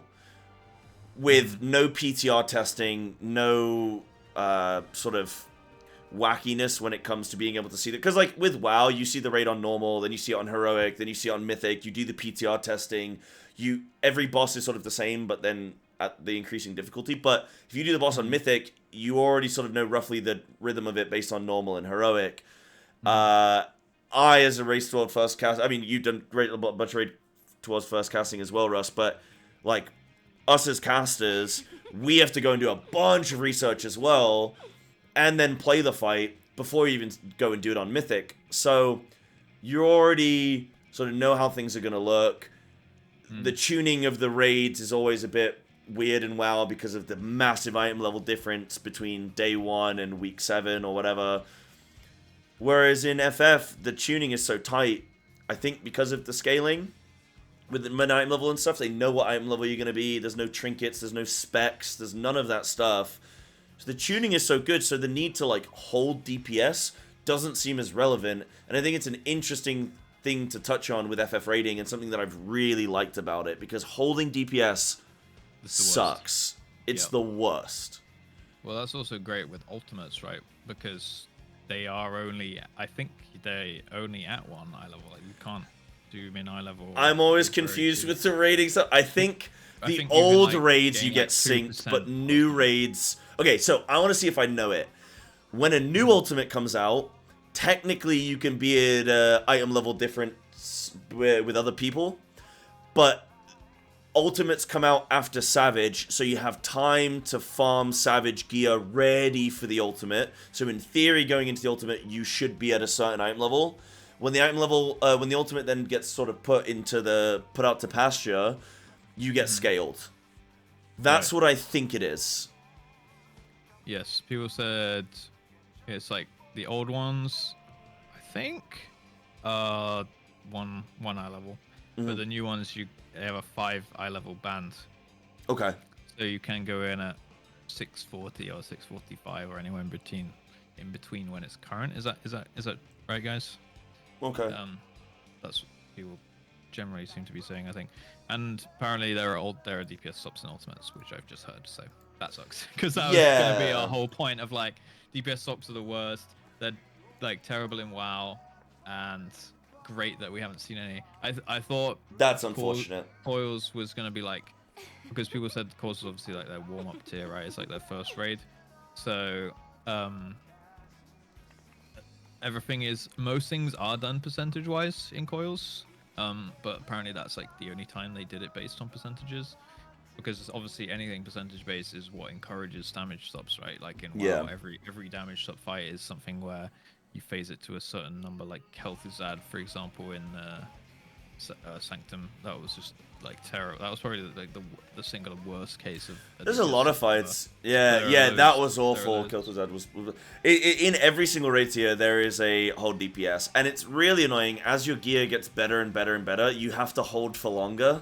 So you end up at a point where you sort of AFKing for like 20 seconds. And you're like, this is awful for my pass and whatever. Because once you've cleared a raid, you just care about passing at that point. So you're like, oh, this is awful for my pass. It doesn't feel good, and you lose the momentum. And yeah, it's bad. But we can continue with the bosses. I just wanted to make those points. I thought that was interesting to talk about with like not having to hold DPS so far in Coils. Yeah. Hopefully there's not too many DPS stops in this game if there are many. You know, like hopefully it's just a couple here and there, or only in ultimates, which is quite niche, I guess. But still a shame to hear, like considering we're like praising like it's good because. Well, we're praising our experiences like, so far, right? Right. You know, that's all we can do. We're praising our experiences so far. Things might change when we get to max level, but, you know, we're reviewing our experiences up until this point. It's cool for opinions to change as time goes on, but for right now, it's a cool experience.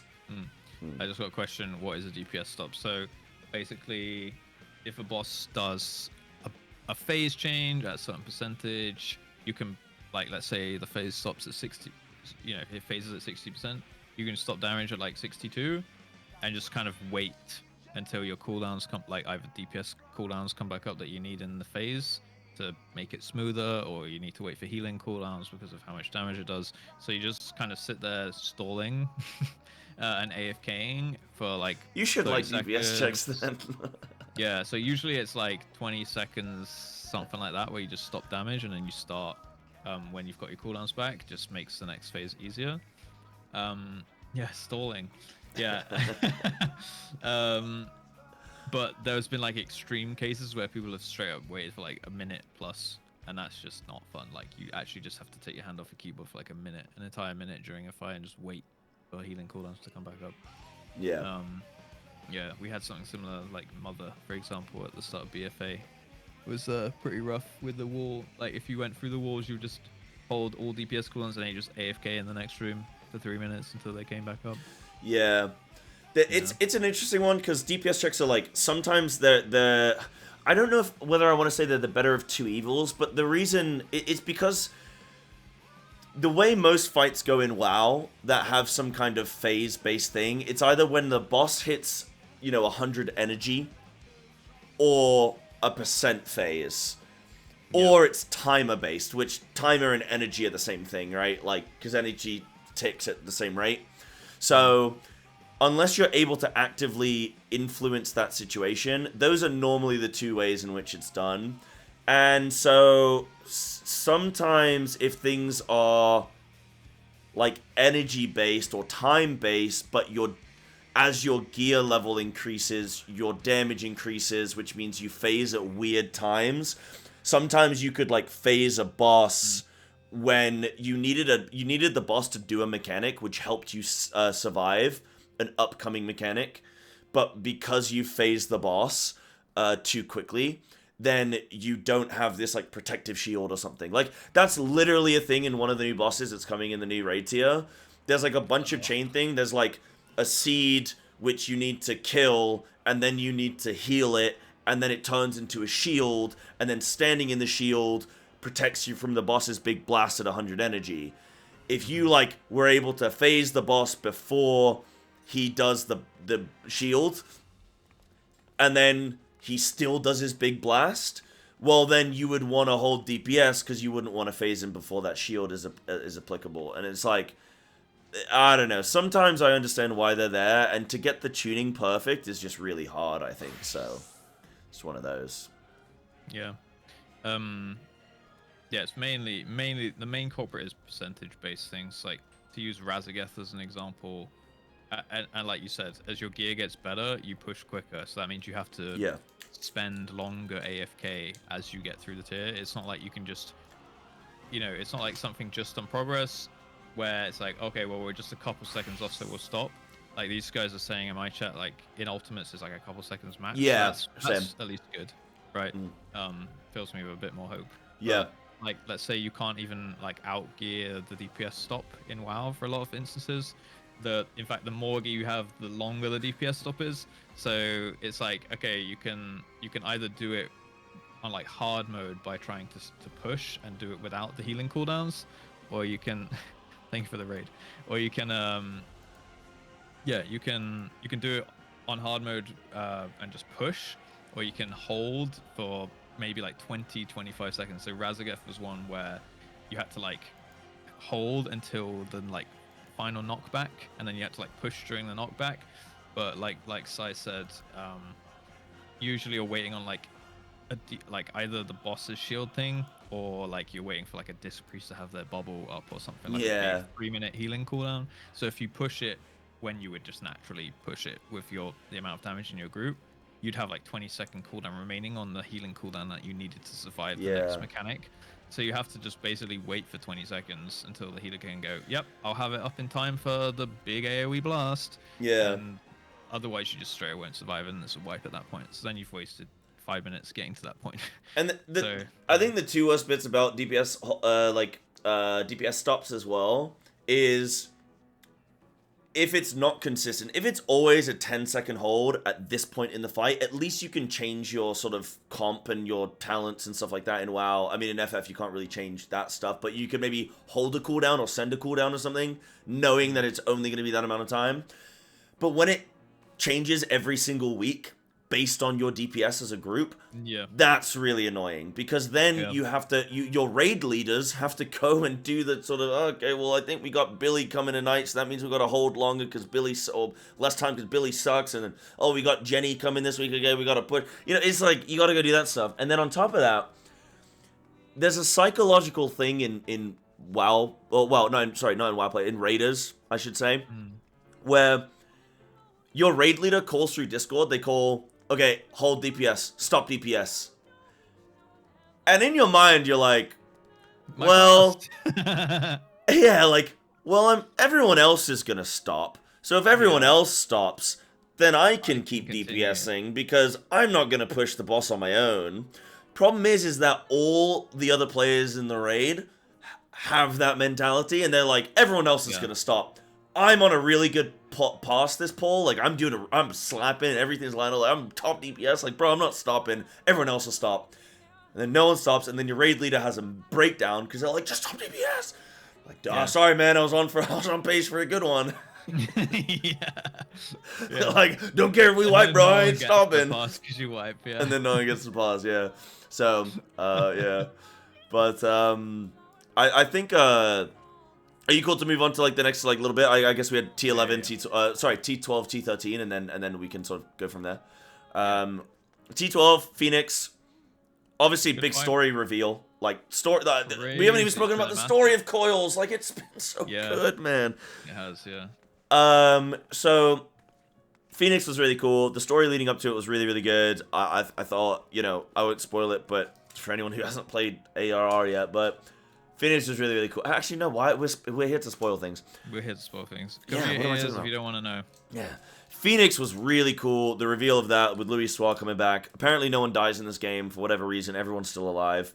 But that's really cool. And then Phoenix itself, this was a really good fight. As I said, I was progging this fight with I was progging this raid with my brother.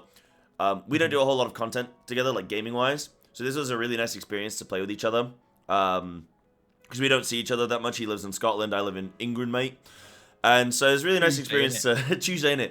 It's really nice to experience that with him. And Phoenix was one of the bosses that he was in, like, for the whole thing, and we got to get the kill. And wait, no, was he? No, I think he had to leave. I'm completely making that up. I think he had to leave in Phoenix. Oh my god, the special memory for me. I've just remembered. You've ruined your own memory. I've ruined my own memory. No, I'm pretty sure. I have to double check because I'm saying it now, and I'm like, wait, what if I'm wrong? I think he was in for the kill and everything. Either that, or I was like so hyped for him to come and do it with me because it was such a cool fight. Yeah, we went back. We went back to get it for him. Okay, that's why I've got it in my memory. So we went back to get it for him because I thought it was such a cool fight for him, and I thought he'd really enjoy it.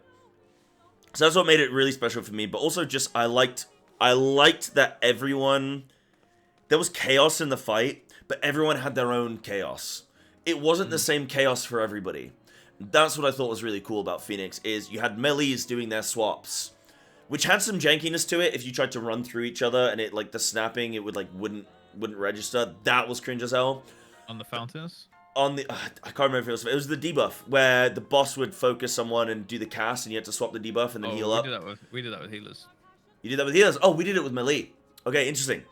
And then also, yeah, you had somebody who had to go and soak the flame. They had to get the shield, I think it was, and then, like, go soak the flame ball that was moving around. And yeah. there was just a lot of, I think there was tethers as well on Phoenix, if I'm not mistaken. Maybe I'm thinking of Bahamut there. There was just like, everyone had their own chaos that they were having to manage, and I thought that was really cool, because you knew that everyone else was going through something at the same time. It was just something slightly different, and I thought that was a really cool fight.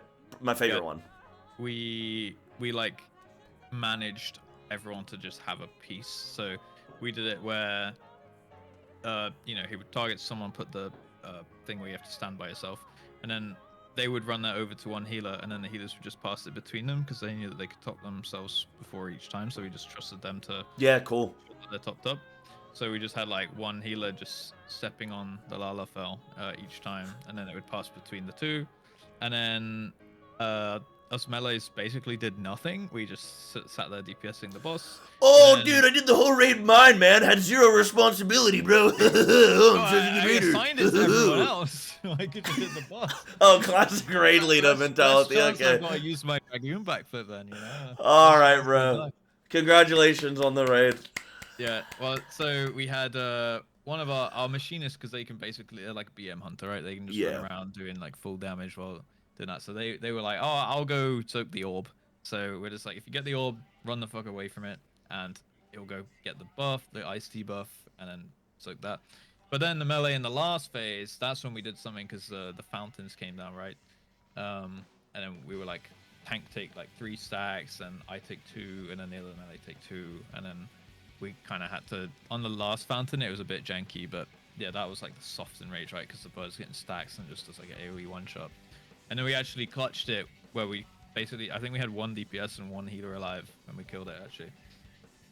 Which was just a bit janky, but a kill's a kill. It worked. Kill's a kill. Kill's a kill. I did like the whole, like, you know, you're using one mechanic to counter the other. I quite like those kind of fights in general. So that was nice. Intermission phase took us a few times to work out what was going on with like the killing the ads and like having to go back and kill the one that you previously killed and that kind of thing. Yeah, so what we did was just like, well, what I thought was happening was like we stacked them up and DPS them down evenly, and then kill them between the casts and the boss, because I thought the casts from the boss was resonant. It was, I guess. So I was like, well, what if we just kill them all at the same time? They won't res because they'll all be dead. Maybe that will push the phase or something. But it turned out that like then they got giga buffed because they're all stacked up. So we had to like split them. We split like one aside, and then the other tank took 2, and then we killed that one twice. Then we had that tank move over, take another, and then we killed that one twice, and then we killed the other one twice. Yeah, we just did something similar, like split them and then kill them, and then sort of rotate and then kill, and yeah. But yeah, sure. Good fight in general. Good fight in general. Yeah, it felt methodical. It felt fine. There was like we killed it the first time. We got through the second kind of like intermission where he flies off, and then it just sends like loads of dashing. I think it's like phoenixes and dive bombs going through and stuff, but it seemed really easy to dodge. And I was like, okay, this is the extra phase that's supposed to be hard, because it's just like sidestep, sidestep, sidestep. Soak another fountain, and it died. Yeah. Pretty good fight. Pretty good fight. Felt like it could have maybe been harder. Like, I thought you were gonna say there could have been an extra phase at 20%. I was just waiting. That's been your response to like every boss. Yeah, it needed something like 20%. You know. Yeah, like a 20% phase. 20% well, no, because that one, the whole last phase, like sub 50, was like it's a soft enrage, right? Yeah. You gotta kill it before it kills you. So that was nice. Didn't feel like super hard in that last phase, but I guess I'm saying that as someone who killed it with 1 DPS left, so maybe it was. Exactly right. Yeah, for sure, for sure. And I think again, like I think it's always important to think of the context of when we're doing this raid and who it's designed for. Right? It's not an ultimate. It's designed for everyone to be able to clear it. So there's a certain difficulty of like how hard should it be for the average player? Because you got to think. This sounds like egotistic, but like we're not the average player. You know what I mean? Like we play this game. We play these games for a living. We have a lot of experience in other games, raiding at a high level, Mythic Plus at a high level, that kind of thing. So for us to find it challenging, you then got to think about the average player who's going to be experiencing it. How challenging? Like where do you design it on that spectrum of things? So I thought T12 was great for sure. T13 then. Obviously, I mean, T13 was clearly just the best fight in the raid, just simply because it was Bahamut, and the story, the culmination of this, it was, I think it was a great fight. the Mega Flare, Giga Flare, the ramping. I hated the tethers. I hate tethers in this game. But apart from that, I thought it was really cool. Sorry? Which tethers? Like Wasn't there a tether right at the end where you had... I think I'm thinking right. There was a tank that tanks that have to go pick it up and drag it out. At the same time, you had the big circle explosion, and then you had other people who had to go stand and soak. So you had a soak, a sort of a move out of the fire, and then you had the tether. And sometimes you'd like move out to drop the stuff on the ground, and then you'd move in and you'd sort of clip the tank and grab the tether, and you'd be like, ah, shit, but I had to move. And it was more so like one of those where it was just that awkwardness. I but know what you mean. yeah. Yeah, we had our tanks like, because they couldn't take two at once, so we had like one tank run clockwise through the boss's hitbox and one counterclockwise through the boss's Look hitbox. at you, man, already going clockwise, anti-clockwise, clock position. Yeah, Hey, do you... clock positions. Russ, let me ask you, where do you put A marker? North, apparently. Oh, guys, he's a Final Fantasy player now. There we go, baby. We got him, chat. We got him. Yeah. I mean, that was only on nail, and I didn't even understand why until the end. And Yeah. it was because of the whole like dive bomb mechanic jankiness. Someone was like, "Oh, can we just put A at north?" And I was like, "Sure, bro." So, Okay. Really? Somebody went in completely like not knowing what was going on, and afterwards I was like, "Is that why you wanted A at north?" By the way, like, yeah. Yeah, they're very particular with it. It's so funny because I was doing Ifrit, and I was like, "Hey, you know what, guys? I'm gonna put down." You haven't done Ifrit yet, have you? I haven't done it Ifrit? yet, so. Yeah, no, I haven't said anything. But there's a point where like I put down some cardinals, and I put A west. Right. And we had like a 20-minute conversation of why that was disgusting and so upsetting for people. And I was like, no, I will teach you that you can adjust, FF players. I'm going to leave A west. Yeah. Couple minutes later, I noticed someone removed it and reapplied it and put A north. And I was furious. It's like, how could you do this? How dare you? Fire leader, you can't stop people from moving. Yeah, they just removed it and reassigned it, and I was like, "I'm the streamer here. You can't overrule me." I'm the streamer. Yeah, I did. I was like, Yeah. "It's my way. I'm the streamer. I'm not putting A on North. We're gonna learn today." And they were not having it. So I always like to test chat like that. Fuck the streamer. Yeah, so it was pretty funny, man. Like I quite enjoyed it. And yeah, so they're very, very particular with that, but... yeah. Our bunker said, "It was me. I removed his markers." Yeah. But yeah, so sorry, T13 for you. You doing anti-clockwise, clockwise stuff. Yep. Yeah, no, I just thought the whole fight, like the whole spectacle of it was just great from start to finish, really. You know, it like starts a bit slow. Well, it starts not slow. Like, it immediately starts just hitting you really, really hard. It's like, okay, mega flare, and then it's like, oh my god, that almost one-shot me. And then the pool things, which earth shakers, which like go out in a line, so you gotta like move over to the side. And then like the music progressing as the fight goes on. The ad phase. I listen to that song at the gym sometimes now. It's I believe it's Answers. I listen to it at the gym sometimes, sort of relive the magic. Yeah. Yeah. Like I have Ultima as well on my playlist on Spotify. Now, so it shuffles on sometimes. My claim to fame, by the way, is that I bought Amanda Aiken at FanFest. I bought her a hot toddy, so that's my claim to fame. You did. He did. I saw it. That's what happened. But yeah, like the music progressing as the phase happened was really funny as well for progression, because like everyone in chat would like get hyped every single time we made it to phase. Like everyone's just like spamming like every time. Bombs. And then like we'd get from like the epic music where you like wipe and it goes back to the like where it just starts humming, and it's like everyone just starts going, I close despair. Like, 'cause it's just like, oh, it went from the really epic like ending, to just like, I close my eyes. Dude, that's what encouraged me to want to like get further into the fight. Was I want to like, that was a big motivator of just I want to hear the music. And this is something that I think WoW could really benefit from. Just the music being hype as shit. And I know that people raid weirdly in WoW. Like, did you go on Discord for any of this? Like Discord chat? On Bahamut, we like. So I went on Discord, but for all the other turns except like late Bahamut, I was like, we were in Discord just so that my calls would be on time and it wouldn't be screenplay. But like everyone was muted except me, so I was just talking in real time to them to call stuff. Yeah. And then on Bahamut, like we unmuted. I can't remember why even. But like halfway through progress, people wanted to go on voice for some reason, so I was like, yeah, screw it, like we'll do it. And it was, I guess it wasn't unhelpful. Don't know if we needed it in per se, because like sometimes it got a little bit cluttered. At least on the first day when we did it, it was a bit cluttered, and I was like, well, I'm kind of regretting going on Discord a little bit. But the second time, people were mainly just like only calling like a couple things each ball, which made it like much better. But it was like, it was more just like sometimes I felt like people talking on Discord was like upsetting my train of thought and my calls. So like they were like calling stuff that I was about to call, which threw me off, or you know they were calling things over me and stuff like that. So yeah, and then you were like, "Shut up, I'm the streamer." Yeah. How dare you? Do it my way. My way. So it like threw me off a little bit, but the second time it was much better, and it was mostly like our calls were like, "Oh yeah, we're good now." Like you get. It was more for like, I'll res this person, you res that person, so that they weren't resing the same person. Because you can't, I don't think you can really see on the frame who's resing who and stuff. So that was like the main reason I think it was for resing, because resing's OP. But yeah, like that was the only one that we used it on really.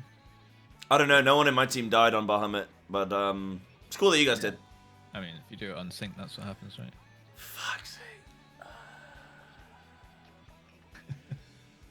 Yeah, I think WoW does need some cool like battle music like that. I know everyone's on Discord for all the raids, and I get it, but like I really like just sick music. Like there's something about, I mean, add-ons in WoW play the game for you anyway, right, chap?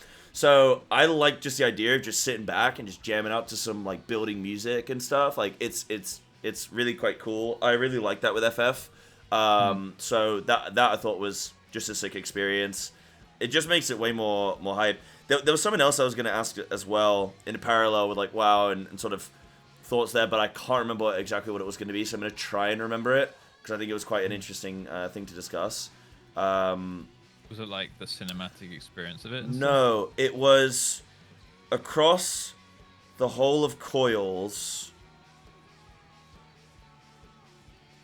Oh. It was something about across the whole of Coil. I can't remember what it is. I'll try and remember it. But yeah, just like, you can talk about that sort of the hype around it, the atmosphere. It just felt really epic, didn't it? It just felt epic, right? Like the first time we hit the like 50% transition after the ad phase, and he just like, the whole room goes like, and like engulfed in flames. The skybox changes, the floor lights up, and he's just there going like doing the fucking Giga Flare. What's it called? I think it's Giga Flare or Mega Flare or something. No, it's called like Sacra Flare or something. It's something even more than that. Terra Flare. So he has Mega Flare, Giga Flare, and then Terra Flare, and then it's like, okay, send a Neuralink, and then the first time I was like, okay, yeah, send the healer LB3. We all need to be up for this part. And then everyone in chat just goes like, oh no, aware, and then like I was like. The healers were like, yeah, you sure? Yeah, all right. I'm doing the healer LV3, and I was like, good, because we need everyone up for the last phase or like the next phase or something. And then we all just got fucking incinerated off the face of them. I was like, and we're like, is that a tank LB? And they're like, yeah, in the entire game, right? Yeah. So yeah, that was cool. Like seeing the tank LB, it makes sense in that part because you're not like. The tank LB literally being like a big wall coming up and stuff was okay because you're not like DPSing, you're just kind of standing there. So it wasn't like distracting. But yeah, the whole cinematic experience is like the music progressing, the skybox changing, like, the room slowly like feels like it's getting more and more pressure. Almost feels like artificially the walls are closing in, but they're not just because of like how intense the whole thing is. And like it felt like you're like playing in a movie almost, whereas in WoW I don't feel like I've ever really felt that on like a last boss. It's like, do this thing, do that thing, great, is that happening? Oh yeah, we killed it before this mechanic. I think it was like the culmination of the whole thing as well. Not just like, it was the connection with the whole MSQ is leading up to this point. From the trailer of the game releasing 2.0, it leads up to this. Yeah. And it was like, I think you could probably stop playing Final Fantasy 14 right there. Yeah. And just be like, yep, cool. Awesome. Like, that was sick. That was cool. I did everything. See you later. And you'd sort of get a complete experience in that. Yeah, okay, you'd be like, what happened to the Ascians? But you'd get more or less a complete experience there. And it just felt really epic. Like, everything's leading up to that. All the bosses and the rest of Coils are leading up to that. You're delving deeper through them. And the story reveals along the way. I thought that's what really made it epic. Is it wasn't just, oh, this boss looks cool, so it's epic. It was, I put in 100, 200 hours into this game, and it looks cool as shit. The music's cool as hell. That's why it's epic. You know? Mm-hmm. Yeah. Yeah, it's like closure as well. Yeah, like closure and almost like a movie ending, and then also getting that like Louis Suarez cinematic as well, like right before, which is crazy that like you could just not do the raid and never see that and never understand that. But I guess WoW, it's optional content.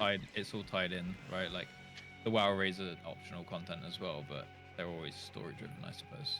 Mm-hmm. Like the patch is based around the raid, isn't it? So yeah, for sure. Yeah, it was sick. Did you want me to ask? Dude, I honestly don't know if we're gonna have time for Q&A today. We've already done like 2 hours. Yeah. I did want to ask like maybe a couple quick fire questions. Where are you at? What are you thinking? Yeah. Just quick fire questions. Just a couple quick fire questions. Yeah. Yeah. I did actually have a structure of how I wanted to do today, but I know when you were just like, oh, should we just go through like every boss? I was like, yeah, cool. We could do that as well. Oops. So, no, I mean, it's not, dude, like, we're just here to talk. Like, people seem to be enjoying it, so it doesn't matter how we do it. It's just about, you know, what we're doing.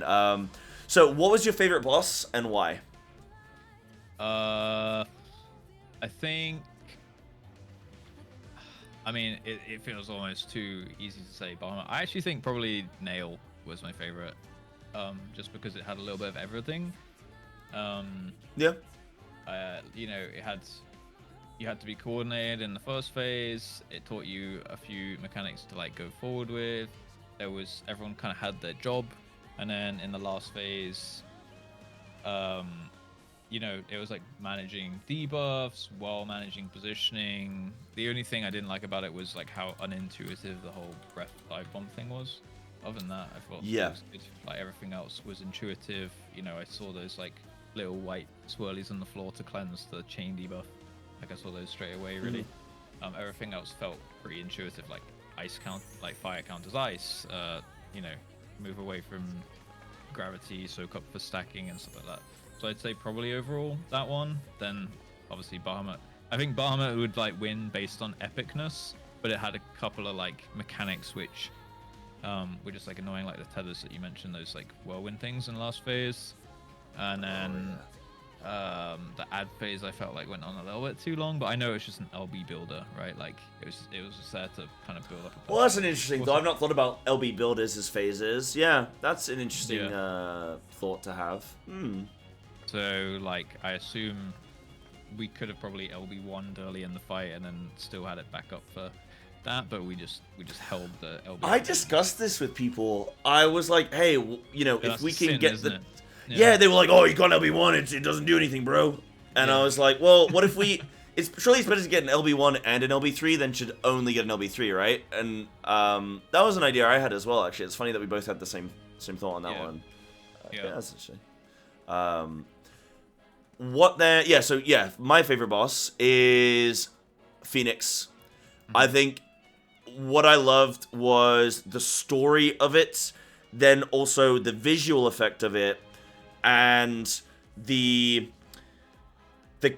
organized chaos. Everyone had something to do, but everybody's job was that little bit different, and you just could sort of like, you all knew you were in it together, but you could look around and go like, everyone's doing something different. And I like the organized chaos, and you just go, look, they're gonna handle their job, I'm gonna handle my job, and we're gonna get through this. And that I think is really cool. Way more cool than we're all playing Mario Kart or something like on a phase, or like we're doing Twintania like dive bombs where it's just like move as a group, or one person was too slow, or like that kind of shit. I don't like that as much as everyone's got their own thing, and you can just sort of like, hey, you're good, cool.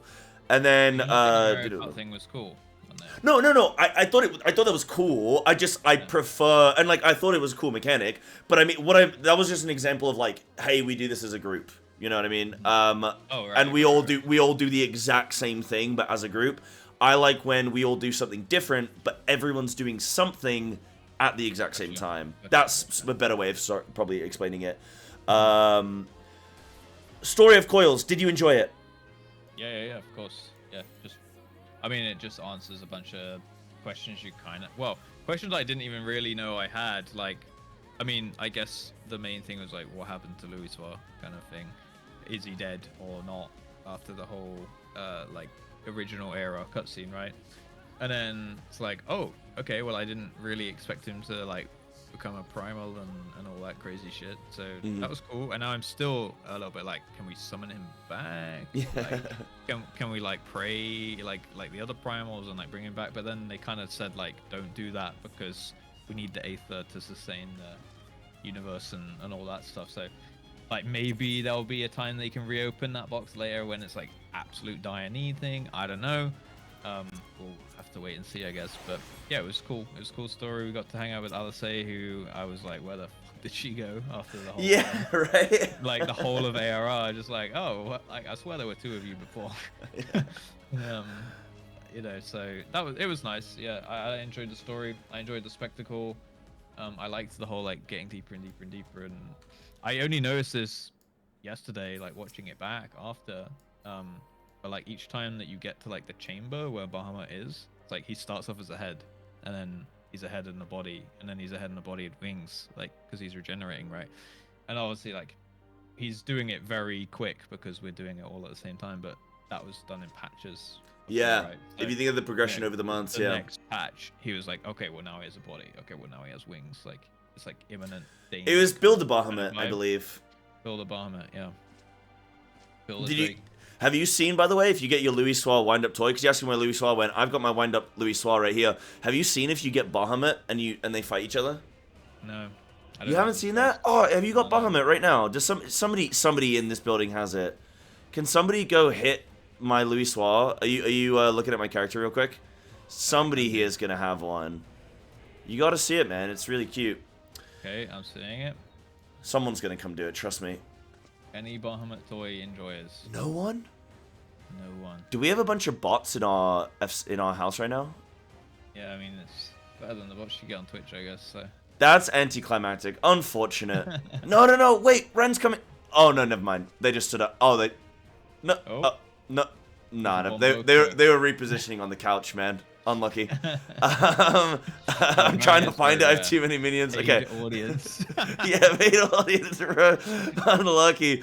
But maybe Luis will punch this cat over here. Maybe, I don't know. Anything else you want to comment on the story? I think I still need a bit more time to kind of digest it, and maybe I'll be able to think even more about it in the patches and stuff. But yeah, right now I'm gonna go do extremes because maybe that will give me a little bit more story as well, and then obviously you've got all the patches to go before Heaven's Sword. But yeah, enjoyed the story, enjoyed the spectacle, enjoyed the theme. It was nice getting to know a little bit more about like that family and their importance in the whole kind of world and storyline and yeah, right. And the power of raging, very, very, very strong apparently. So even more than we thought. Yeah. Yeah, I thought the cinematics were sick. I love the progression of Coil. Okay, Coil, you haven't done Crystal Tower yet, have you? Not yet. Okay, Coils and Crystal Tower answered 95% of all of my questions I've had of this game so far. The two of them, I believe. So, Crystal Tower probably more so, but I guess it depends on which questions you have to ask, right? I'm not saying that Crystal Tower story was better. I just answered more of my questions because those are the questions I had. But Coils was, I think, phenomenal. I think the best raid experience I've had. I think the music was great, the story was great, just the whole progression through, and like you say, learning more about the Leviers as a family and learning what happened to Louis Soir, I think was all phenomenal, really fantastic. This is a good question that I've got from Snaku in chat, who said that this was a question I sort of grabbed earlier, but this will probably be our final question and we can close out.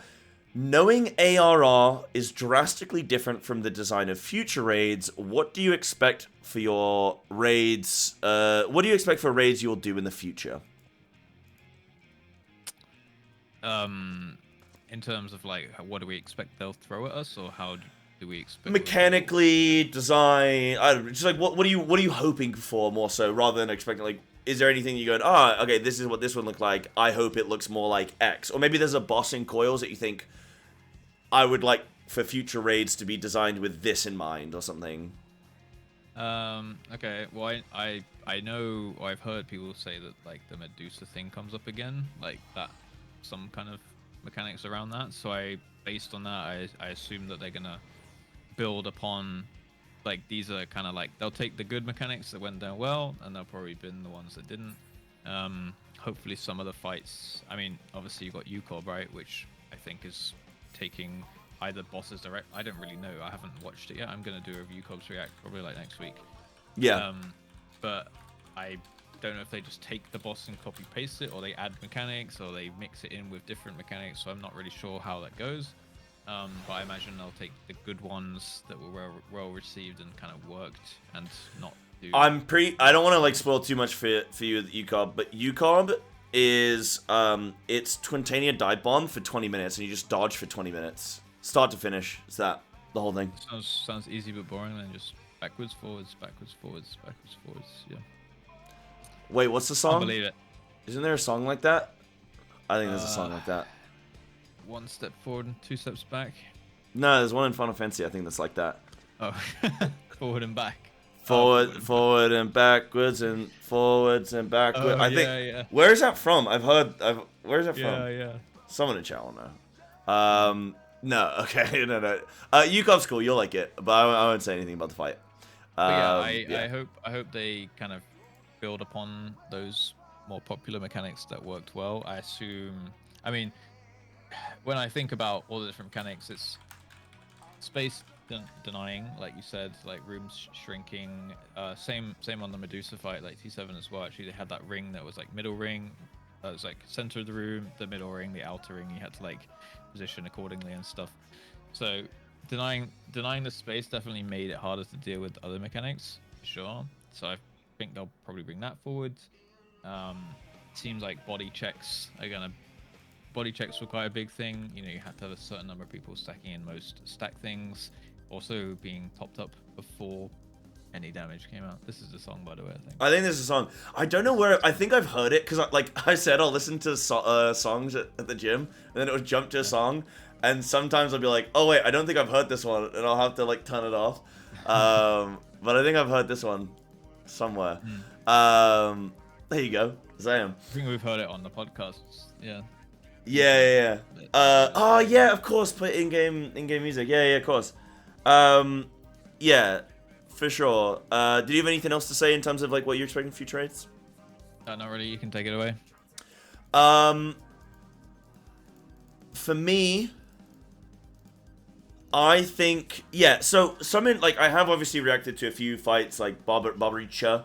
And I think you've reacted to one as well, and I've done Eden's Gate. Okay. And then I think I did another one starts with a G. I can't remember what it's. Rubicante. Oh, okay. The Xenos fight. So we looked at a couple of fights there. I think the telegraphing needs to be improved, and it will be improved, because telegraphing in Coils was just like non-existent, right? You're just like, bro, there's just nothing there. So I think better telegraphing would be great. It was markers. It was like head markers usually, wasn't it? Or like like swirling box around your character. Wasn't really too much there. Yeah. I think for me, I'd like to see more new phases at the 20% mark. Roughly. Now we're talking my language. Now we're talking. Yeah.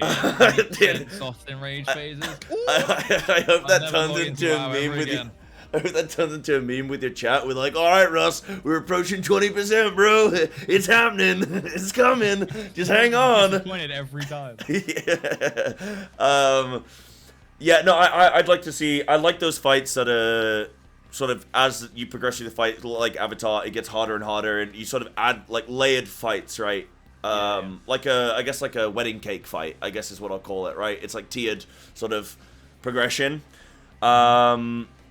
that kind of stuff I like, but yeah, better telegraphing. Apart from that, I'm all for the chaos, man. I know the fights are going to be really hard. I know they're going to be difficult, so I'm not worried about like, oh, it needs to be harder, man. These fights are going to ramp up. I just hope that they're all good fun, and from what I've seen so far, I think they're going to be some of the best raids like I've ever done. So I'm excited, and we'll do an ultimate together soon.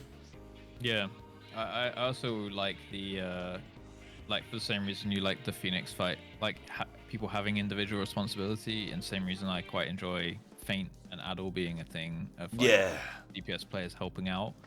You know, gives you more responsibility rather than just like I'm here to just do a flawless rotation. And because like in WoW, you know, you can usually palm off all the mechanics to like 4 or 5 players and I'll just deal with it, and everyone else is like, cool, I'm hitting a target dummy. Whereas it feels like because of the 8 people, it's like you only have 8 people to delegate, so it's like each person actually, maybe like 1 or 2 people only get away to really do nothing, and that's only for like a certain part of the fight. There's most phases of most fights you kind of have to be switched on, which I actually think is a good thing, because it means that you don't turn your brain off and regress as much. Like we had a couple times when we had a bit of, half an hour of regression or something, but for the most part everyone always had to be switched on at all times because of the limited amount of players available. So you can't just be like, this goes on 2 people out of 16. That's a soundboard right there. Yeah. Statistically, it's not going to be me, right? Because I have a 2 in 16 chance of getting this mechanic on me, so I can probably just like be laid back. Whereas if it's like, it's 2 in 6 chance, like most it's probably going to be on me. Like I always try to preach, like, just imagine, like, just assume every mechanic's going on you and just treat it like a bonus if you don't get it. Oh, that's such a raid leader thing to say, bro. Do you have that? Yeah. You know how like white suburban moms have live, laugh, love on the wall? Do you have like in the toilet it just says assume it's you. Assume every mechanic's gonna go on you. No, I get it. You're right. Yeah. You're right.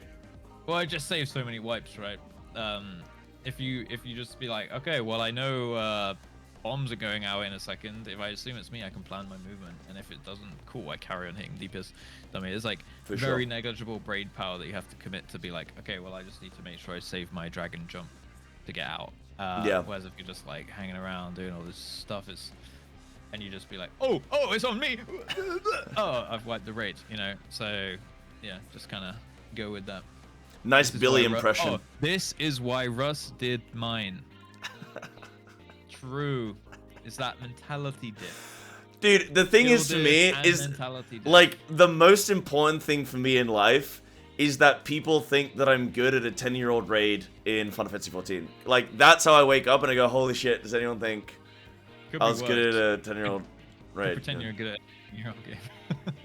What? An 18-year-old game. An 18-year-old video game, yeah. That's how I measure my worth. Like that's my profile, my dating profile. Check out my passes, though. Check out my passes, bro.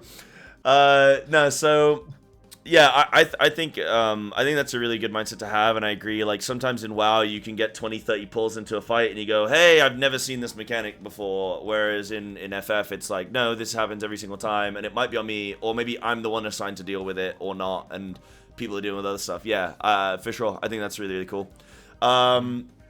But Russ, I think we should end out, man. That's been like 2.5 hours ish looking there. Yeah. That was probably one of the best ones we've done so far. I think that was really fun. Hopefully chat really enjoyed it. I know we didn't have time for Q&A today just simply because we just went through a whole process, but I feel like we've spoken a lot about fight design, raid design so far in Coils, and I'm sure we'll have a lot more to say when we get into raids further along.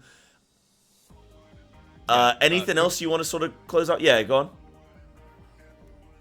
Final Fantasy or WoW rating, which is harder so far? So, if I compare WoW... Okay, I think Final Fantasy rating... I'm going to use a cheat answer. I think Final Fantasy rating is harder in the sense that you can go back to any time period and you can scale yourself or sync yourself down to, like, mine, and you can opt to do it blind. And there's no PTR testing, there's no beta, so when you go into a new raid, you're doing that fight for that fight. There's no normal heroic, like, whatever. There's like, well, I guess Extreme and Savage. Yeah, like they're harder versions of the same thing.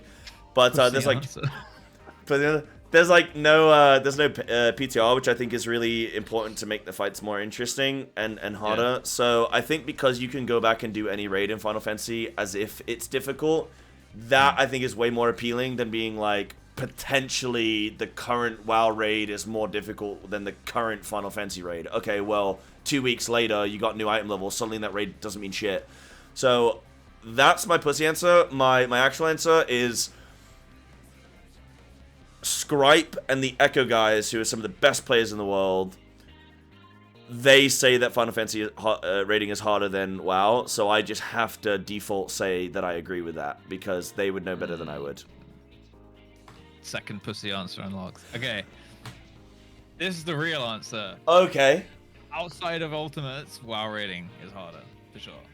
Like, yeah. Mythic, well, I mean, we haven't done Savages, but I think Mythic raiding is probably harder than Savage raiding. Well, yeah, I agree with that. That's fine. Ultimates are probably harder than Mythics. Yeah. Yeah, I think Ultimate is harder than Mythic. Yeah.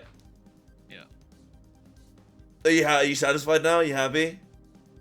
No mind, no opinion. You just got roasted. I swear to God. You need to write down all these names so I know to ban them in my chat if they ever come through. Nah, that's cool, man. This has been lovely. Russ, good luck with whatever you're going to be continuing with. Like, you know, over the next however sort of week, days, streams before next podcast. Next podcast, we'll figure out what topic we want to discuss. We'll also find a new house, but I'll sort of officially end the podcast there. Russ, thanks for talking today. Chat, thank you everyone for being here in Russ's chat, in my chat, and everyone hanging out physically. We love doing these. Thank you so much for watching. This has been Between Two Sprouts with Psy and Russ. And cut.